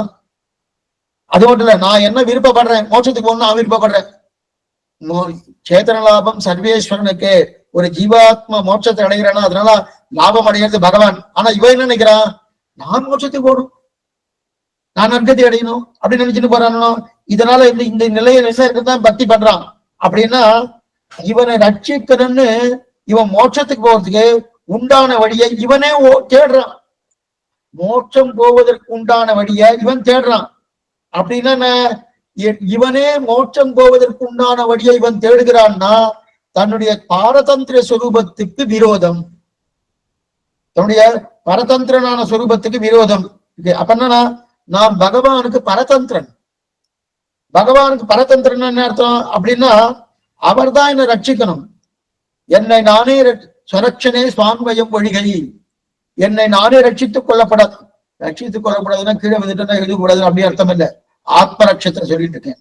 அப்படி கட்சிதே என்னை நானே ரட்சித்துக் கொள்கிறது, அவன் தான் என்னை ரட்சிக்கணும் என்கிற நினைவு இவன் பக்திக்கே போக விட மாட்டேன்கிறது. தான் முக்கியம். அந்த நினைவு வந்துட்டுன்னு வச்சுக்கேன், இவன் பக்திக்கு போவானா? பக்திக்கு போயிட்டா இந்தந்த குற்றங்கள்லாம் வருது. சுவாதந்திரனுக்கு வந்துடுறது, பாரதந்திரியான தன்மை போயிடுறது. அது மட்டுமல்ல, என்னை நானே ரட்சித்துக் கொண்டு எனக்கு எங்க நான் வந்துருதணும். அதனால இவன் என்ன பண்றான், நாதமணி தொடக்கமான பூர்வாச்சாரர்கள் பக்திக்கு போக மாட்டேங்கிறார். ஆனா பிரபக்திக்கு வந்தாச்சுன்னா என்னிடத்துல ஒண்ணுமே இல்லையே, ஏதோ இருக்கா, ஒண்ணும் இல்லையே. உன் சொத்தை, இது வேதாந்தத்துக்கு தெரிவிக்கிறார் ஞாசம் விம்சத்தில, உன் சொத்தை உன் ஆனந்தத்திற்காக உன் முயற்சியால் நீயே உனக்காக நீ இதை என்னை சேர்த்துக் கொள்கிறாய். அப்படின்னா என்ன அர்த்தம், என்கிட்ட ஒரு துளியும் எதுவுமே இல்லைன்னு அர்த்தம், ஒரு துளியும் சுவாதந்திரம் இல்லைன்னு அர்த்தம், ஒரு துளியும் சுவாதந்திரம் கிடையாதுன்னு. அதனால்தான் நம்முடைய பூர்வாச்சாரிகள் பாரதந்திர சுரூபத்துக்கு பொருத்தமாக இருக்கக்கூடிய பிரபத்தியை தேர்ந்தெடுத்தார்கள். நம்முடைய பூர்வாச்சாரியர் ஏன் பிரபத்தி எடுத்துட்டா, ஏன் பக்திக்கு போகல? எதனால பக்தி போல? பாரதந்திர சுரூபத்துக்கு விரோதம். சுதந்திரனுக்கு அது நல்லா இருக்கும், ஆனா பக்தி மார்க்கம் சுதந்திரன் பண்றான் இல்லையா, அதனாலதான் அவன் போகல. தேர்ந்தெடு அந்த பிரபத்திக்கு அனைவரும் அதிகாரிகள். இது மட்டும் இல்ல, பக்திக்கு அனைவரும் அதிகாரிகள் கிடையாது, அதிகிருத்த அதிகாரம். ஆனா பிரபக்திக்கு முக்கியமா ஸ்ரீகள் அதிகாரம் உண்டு. பிரபக்திக்கு ஸ்ரீகள் பக்திக்கு அதிகாரமான கிடையாது. ஸ்ரீகள் கர்மயோகம் பண்ண முடியுமா, ஞான யோகம் பண்ண முடியுமா, பக்தி யோகம் பண்ண முடியுமா, ஏன் வேதம் தான் வாசிக்க முடியுமா? முடியாது. அதோ கதியான அதுக்குதான் சுவாமி பெருமானார் பிரபக்தி கொடுத்திருக்கார். அந்த பிரபக்தி ஸ்ரீகள் அதிகாரி. சரி, பிரபக்தி ஸ்ரீகள் மட்டும் இல்ல, மனுஷர்கள் மட்டும் இல்ல, திரியக்கு என்ன, ஸ்தாவரம் என்ன, இவாரையும் சேர்த்துக்கலாம், தாராளமா சேர்த்துக்கலாம். பசு மனுஷ பக்ஷிவான் ஏச வைஷ்ணவ அப்படின்னு பசு மனுஷ பக்ஷிவான் பகவான்கிட்ட சரணாகதி பண்ணியிருந்தாலே அல்லது ஒரு பிராபண்யம் இருந்தாலோ அவர் கொடுத்துடுறார். சரணாகதி பண்ணாலே போதும், ஒரு பிராபண்யம் இருந்தா போறோம், அவர் கொடுத்துடுறார். சரி சுவாமி, கோபிகைக்கு கொடுத்தாரா? கோபிகை சரணாகதி பண்ணாரா? கொடுத்தாருன்னா அவர்களுக்கு இருந்த பக்தி, அவர்களுக்கு இருந்த காதல் எப்படிப்பட்ட காதல்! கோபிகையுடைய காதல் ஆழ்வார் தராத்துக்கிறார். அந்த காதல் எனக்கு வேணும்னு கேட்கிறார். அந்த கோபிகை எப்படிப்பட்ட காதல்! அதனால அந்த காதல் இருந்தபடிதான் அவர் கொடுத்தார். ஜட்டாய்க்கு கொடுத்தாரு சுவாமி, அது பக்ஷியாச்சு சுவாமி. கைங்கரியத்தை அத்தனை ஸ்ரத்த, கைங்கரியத்தை அத்தனை பிராபண்யம், அத்தனை பிராபண்யம். அதனால ஜட்டாயு கொடுத்திருக்காரு. ஏன்னா பிராணமே போறது. விராட்டி கைங்கரியத்தை தன்னுடைய சரீரத்தையே திறந்தார் இல்லையா? அப்படி இருக்கச்சு அதனால கொடுத்திருக்கார். கோபிகைகள் கிருஷ்ணா கிருஷ்ணா கிருஷ்ணா கண்ணனை விட்டா வருதுன்னு தெரியாது அவளுக்கு, அதனால கொடுத்தார். ஏன் இவ்வளவு? ஏன் இப்ப சொன்னா உங்களுக்கு ஆச்சரியமா இருக்கும். நம்முடைய ஆச்சாரங்களிலே நம்பில்லை, நம்பில்லை ஒரு மரத்துக்கு மோட்சம் கொடுத்திருக்கார். தெரியுமா உங்களுக்கு? நம்பில்லை மரத்துக்கு மோட்சம் கொடுத்திருக்கார். ஏன்னா மரத்துக்கு ஏதாவது அதிகாரம் இருக்கா? மரம் வாய் பேசுமா? இல்ல நான் சரணாகதி பண்றேன்னு சொல்லுமா? இல்ல கை கூப்புமா? எத்தையா பொண்ணுமான? ஒண்ணுமே கிடையாது. மரத்துக்கு எந்த அதிகாரம் இல்லை. ஏன்னா அது அர்த்தித்துவம் தான். அர்த்தித்துவம்னா பிரார்த்தனை. நீ என்ன ரட்சிப்பான்னு பிரார்த்திக்கணுமோ, அந்த அர்த்தித்தம் இருக்கானோ இல்லையே? சாமர்த்தியம் இருக்கா? வேதத்தை வாதிக்க சாமர்த்தியம் இருக்கா? அதுவும் இல்லையே. அப்படின்னா ஆச்சாரிய அபிமானம், இதுலதான் நம்முடைய சம்பிரதாயம் உயர்ந்து நிற்கிறது. பகவான் கொடுக்கக்கூடிய மோட்சத்தை காட்டும் பூர்வாச்சாரம் கொடுக்க மோட்சக்கூடிய வசந்தது. என்னன்னா ஆச்சாரத்துக்கு என்னன்னா, ஏன்னா ஆச்சார அபிமானம் மட்டும்தான் பகவானையும் தாண்டி இந்த பக்கத்தில் அதிகாரியை கூட எதிர்பார்க்காமல் மோட்சத்தை கொடுக்கும். ஆச்சார அபிமானம். பகவான்னா சில அதிகாரத்தை எதிர்பார்க்கிறார். கோபிகை கல்வி இந்த காதல் என்கிற அதிகாரம் இருந்தது. அதே போல ஜட்டாயுக்கு ஆச்சரியமான அந்த பிராட்டிக்காக தன்னுடைய நிலையை அந்த அதிகாரம் இருந்தது. ஆனா நம்முடைய பூர்வாச்சாரியர்கள் இந்த சிஷ்யனுக்கு இந்த அதிகாரம் இருக்கா? மரத்துக்கு என்ன அதிகாரம் இருக்கு? மரத்துக்கு அதிகாரம் இருக்கா? ஒரு அதிகாரம் கிடையாது. ஆனா அந்த மரத்தை தொட்டு மோட்சம் போக சொல்லியிருக்காரு. நம்பின பண்ணியிருக்காரு இல்லையா? அப்ப மரத்தை மோட்சம் போயிருக்கணும். எது சொல்ல வேண்டும்னா, இந்த பகவானையும் தாண்டி இந்த பக்தியில் அதிகாரிகளுக்கு கூட எதிர்பார்க்காமல் மோட்சம் கொடுக்கக்கூடிய சக்தி, அதற்கு இருக்கும் தனி சக்தி அவருக்கு ஆச்சாரியாளுக்கு அந்த சக்தி உண்டு. அந்த மாதிரி ஆச்சாரியர் பண்ணுவாரான்னா பண்ணி இருக்காரு. ஊமைக்கு மோட்சம் கொடுத்தாரு சுவாமி எம்பெருமானார். நேரா என்ன பண்ணார்? அங்கிருந்து ஐஷன் போனார். அவருக்கு ஒன்னும் பேச தெரியல, செவிடு வேற, ஊமை வேற, வாய் பேச தெரியல, காதும் கேட்கல. அவர்கிட்ட என்ன மந்திரத்தை சொல்றது, என்ன உபதேசம் பண்றது? நேரா தன்னுடைய அறைக்குள்ள ஐஷன் போனார். தன்னுடைய திருவடியை கொண்டு போய் வச்சார். திருப்பொழிந்த சேவடி என் சென்னியில் மேல் பொறித்தாய், பருப்பதத்து கயல் பறித்த பாண்டியன் குலபதி போல் திருப்பொழிந்த சேவடி என் சென்னியில் மேல் பொறித்தால் சொல்லி அவருடைய திருவடி, தன்னுடைய திருவடியை வச்சு ஊமைக்கு மோட்சம் கொடுத்தாரோ. அதான் சரி சுவாமி, இதெல்லாம் என்ன? இதெல்லாம் அந்த உரிமையை பகவான் அந்த பாகவதற்கு கொடுத்து இருக்கிறான். அந்த உரிமையை பகவான் அந்த பாகவதற்கு கொடுத்திருக்காரு. ஏன்னா அதைத்தான் லோகாச்சாரியர் தெரிவிக்கிறார். திருலோகாச்சாரியர் என்ன தெரியும்? அதான் தெரியும். அப்ப நமக்கு இருக்கும் சுவாதந்திரியத்தாலே பக்தியை தள்ளிட்டோம். பக்தி வேண்டாம். ஏன்னா இந்த சுவாதந்திரியம் வந்துடுறது, பரதந்திரத்தை தொல்லி விட்டுடுறது. அதனால வேண்டாம். அதனால பிரபக்திக்கு வந்தோம். சரி சுவாமி, பிரபக்திக்கு வந்துட்டோம். பிரபக்திலேயே ஒரு பயம் இருக்கு சாமி. சரணாகதி என்ன சுவாமி பயம்? நான் தான் எல்லாத்தையும் விட்டுட்டேனே. முதல்ல நான் பத்தினேன்னா என்னுடைய சுவாதந்திரியம் தடுக்கிறது, பரதந்திரனான தன்மை போயிடுறது அப்படின்றதுக்கு தான் நான் என்ன பண்ணோம்? நான் என்னுடைய முயற்சி விட்டேன். சரஸ்வனே சுவாமிஜ மொழிகை என்னுடைய முயற்சி விட்டேன். அப்ப பிரகதிக்கு வந்து அதுலயும் குற்றம் இருக்கு, அதுலயும் ஒரு கஷ்டம் இருக்கு. என்ன சுவாமி கட்டணும்? ஈஸ்வர சுவாதந்திரியம். நான் சரணாகதி பண்ணிக்கிறோம். பண்ணி முடிச்ச உடனே இந்த பிரபத்தி பண்ணி முடிச்ச பயம் வந்துடுது. ஏன்னா இந்த பிரயத்தனமாக இருந்தாலும் கூட அவர் கொடுக்கணுமே. நான் இதெல்லாம் பண்ணியிருக்கேன் சுவாமி, எத்தனை பண்ணாலும் அவர் எனக்கு கொடுக்கணுமே. கொடுக்கணும்னா அவரு சுவாதந்திரியம், அவருடைய சுவாதந்திரியமே எனக்கு தடங்களா இருக்கலாம், அவருடைய சுவாதந்திரியமே எனக்கு கொடுக்கறதா இருக்கலாம். அதனால என்ன ஆயிடுத்து, எனக்கு அதுவும் எனக்கு பயம் வந்துடுத்து. பக்தியில என்னுடைய சுவாதந்திரியம் பயம், பிரபத்தில ஈஸ்வர சுவாதந்திரியம் பயம். இப்ப ரெண்டுமே போயிடுச்சு, பக்தியும் போயிடுச்சு பிரபத்தியும் போயிடுச்சு. அப்ப பக்தி பிரபத்தி ரெண்டும் போயிடுச்சு. இப்ப பாக்கி என்ன இருக்கு? ஆச்சார அபிமானம், வேற எதுவுமே இல்லை. அந்த ஆச்சார அபிமானம் தானே இருக்கு. அப்ப அந்த ஆச்சார அபிமானம், அதனால்தான் ஆச்சார அபிமானம் உத்தாரகம்னு ஸ்ரீவச்சன சுவாமி திருலோகச்சார கடைசியில தெரிவிக்கிற முடிச்சார் இல்லையா? அப்ப அவரைத்தான் நம்ம அபிமானிக்கணும். சரி சுவாமி, ஆச்சாரிய அபிமானம்னா என்னது? நாம் அவரை அபிமானிக்கணுமா, அவர் நம்மை அபிமானிக்கணுமா? ஆச்சார அபிமானம்னா என்னது? ஆச்சார அபிமானம் ஆச்சார அபிமானம் சொல்லிட்டு இருக்கிற சுவாமி, ஆச்சார அபிமானம் என்னது? நான் அப்படின்னு அதனால ஆச்சார அபிமானம் கடைசியில் முடிச்சார். ஆச்சார அபிமானம் என்னது? பசுவோ பட்சியோ மனுஷனோ யாருக்கும் கொடுக்கிறார் ஆச்சாரம். சரி சரி சுவாமி, வித்து பக்தனாக பரம பாகவதனா இருந்தா அவனோட அபிமானத்துல வைக்கினா ஆச்சார அபிமானிக்கிறமே. ஆச்சார அபிமானா ஆச்சாரம் நம்ம அபிமானிப்பதா, அல்லது நம்மை ஆச்சாரன் அபிமானிப்பதா, நாம் ஆச்சாரன் அபிமானிப்பதான்னா? நாம் அபிமானிப்பதுன்னு வச்சுட்டா என்ன தெரியுமா இருக்கணும்? அர்த்தித்வம் இருக்கணும், சாமர்த்தியம் வரணும். இருக்கா நம்ம கிட்ட?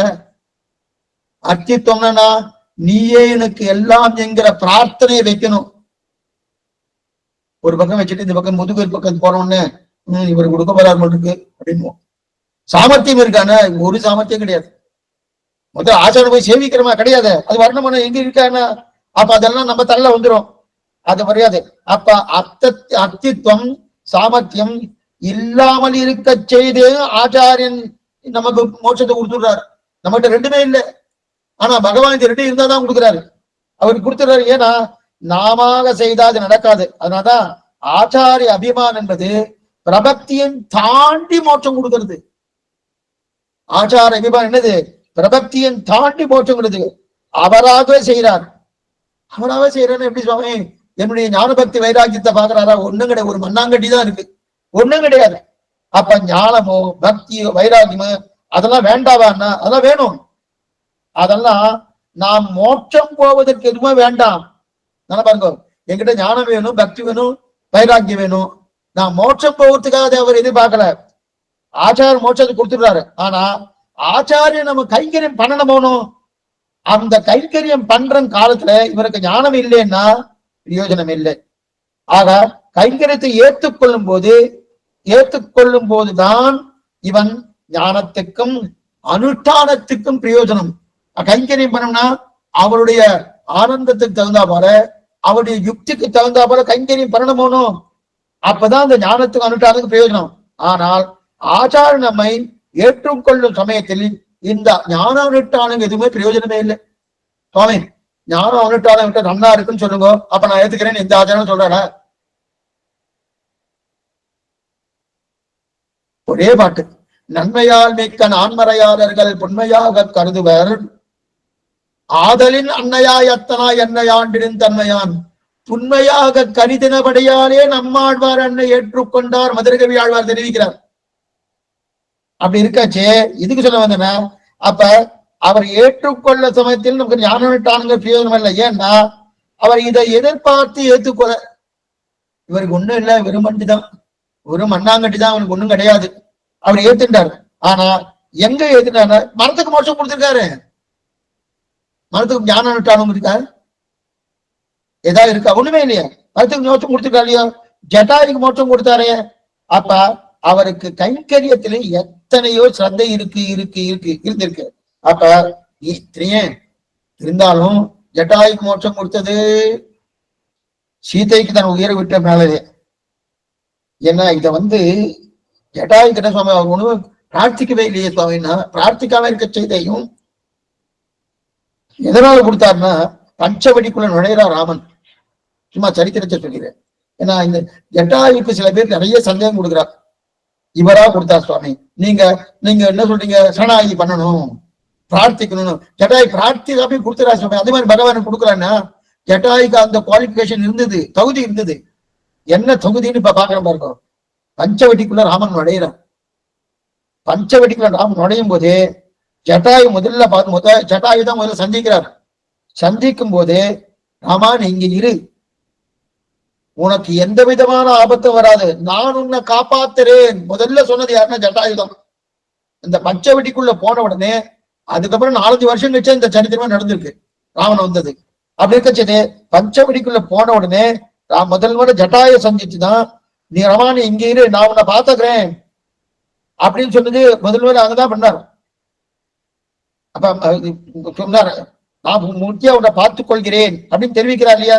எதுக்கு சொல்ல வந்தேன்னா, அந்த காப்பாற்றுகிறது இல்லையா, ஒண்ணுமே தெரியாதவர்ல நன்னா தெரிஞ்சவர் ஜட்டாயு பகவான் கருணைக்குத்தான் காட்சியாக கொடுக்க முடியும் அப்படின்னு தெரிவிக்கிறார்.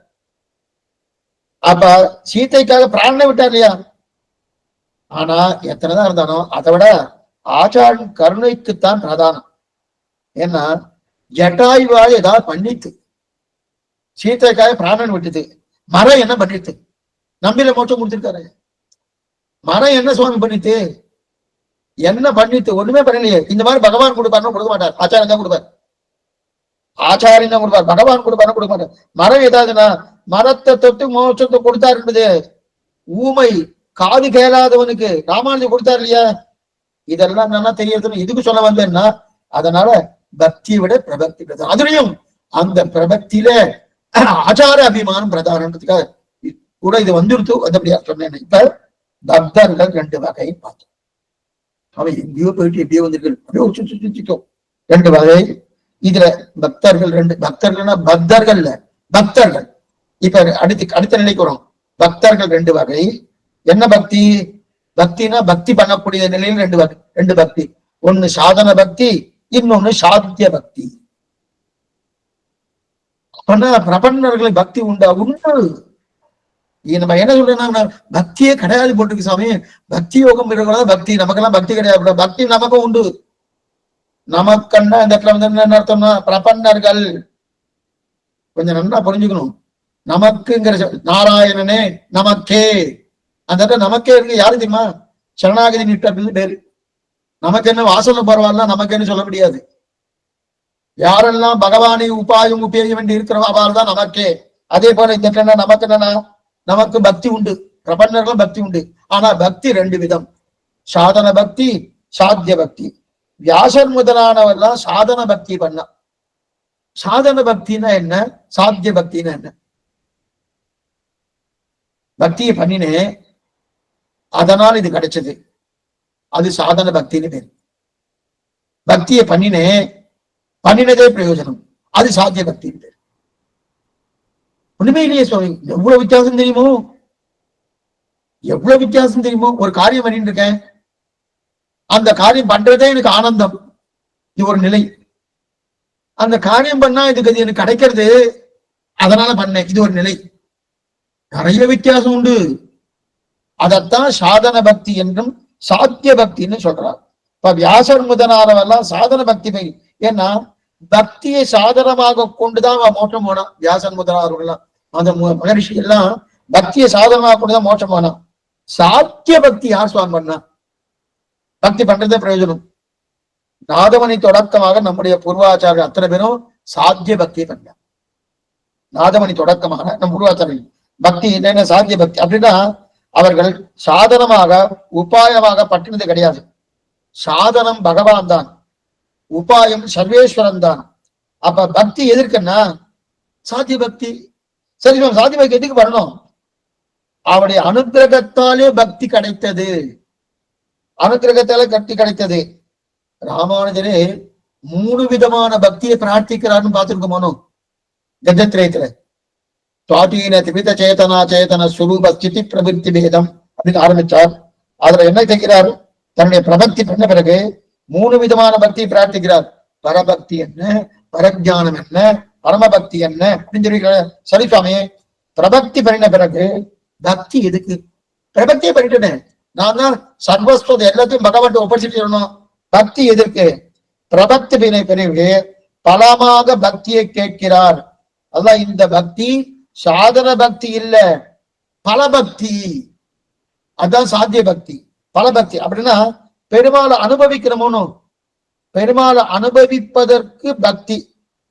நித்தியம் திருவாராதனை பண்ணணும், நாம சங்கீர்த்தனம் பண்ணணும், பிரதட்சணம் பண்ணணும், கோலம் போடணும், மெழுகணும், தணிகை பண்ணணும், என்னென்ன உண்டு அத்தனை கைங்கரியம் பண்ணணும். அதுக்கெல்லாம் பக்தி வரும். சரி சுவாமி, அந்த பக்தி பண்றபடியால பகவான் எனக்கு இது பண்ணுவார, அதுதான் சாதனம். அந்த பக்தி எதுக்காக பண்றோம்னா, இது பண்றதுக்காகவே பண்றோம். பக்திய சாதனமாக அத ஒரு ஒரு காரியமாக உபாயமாக ஆக்காமல் அதுவே புருஷார்த்தம். அதுதான் சாத்திய பக்தி. புரியுதுலையா? இது சாதன பக்தி இல்ல, அதான் பக்தி வேணும். அப்ப பக்தி உபாயம் அல்ல, சாத்தியமாக அல்ல.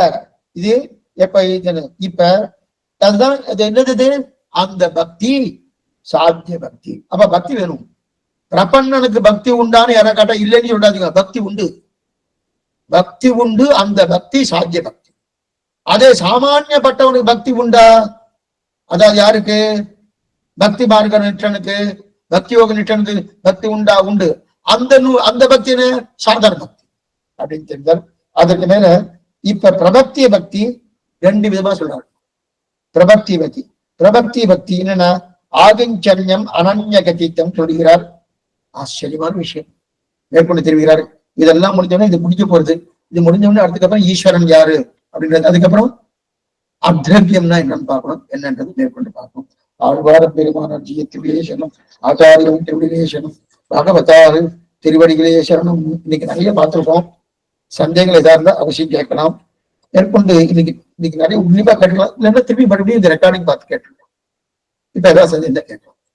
அடுத்த வாரம் ஞாயிற்றுக்கிழமை இன்னைக்கு சாயங்காலம் தான், நாளைக்கு சாயங்காலம் 4:30 மணிக்கு ஆச்சாரிய காலட்சம் உண்டு.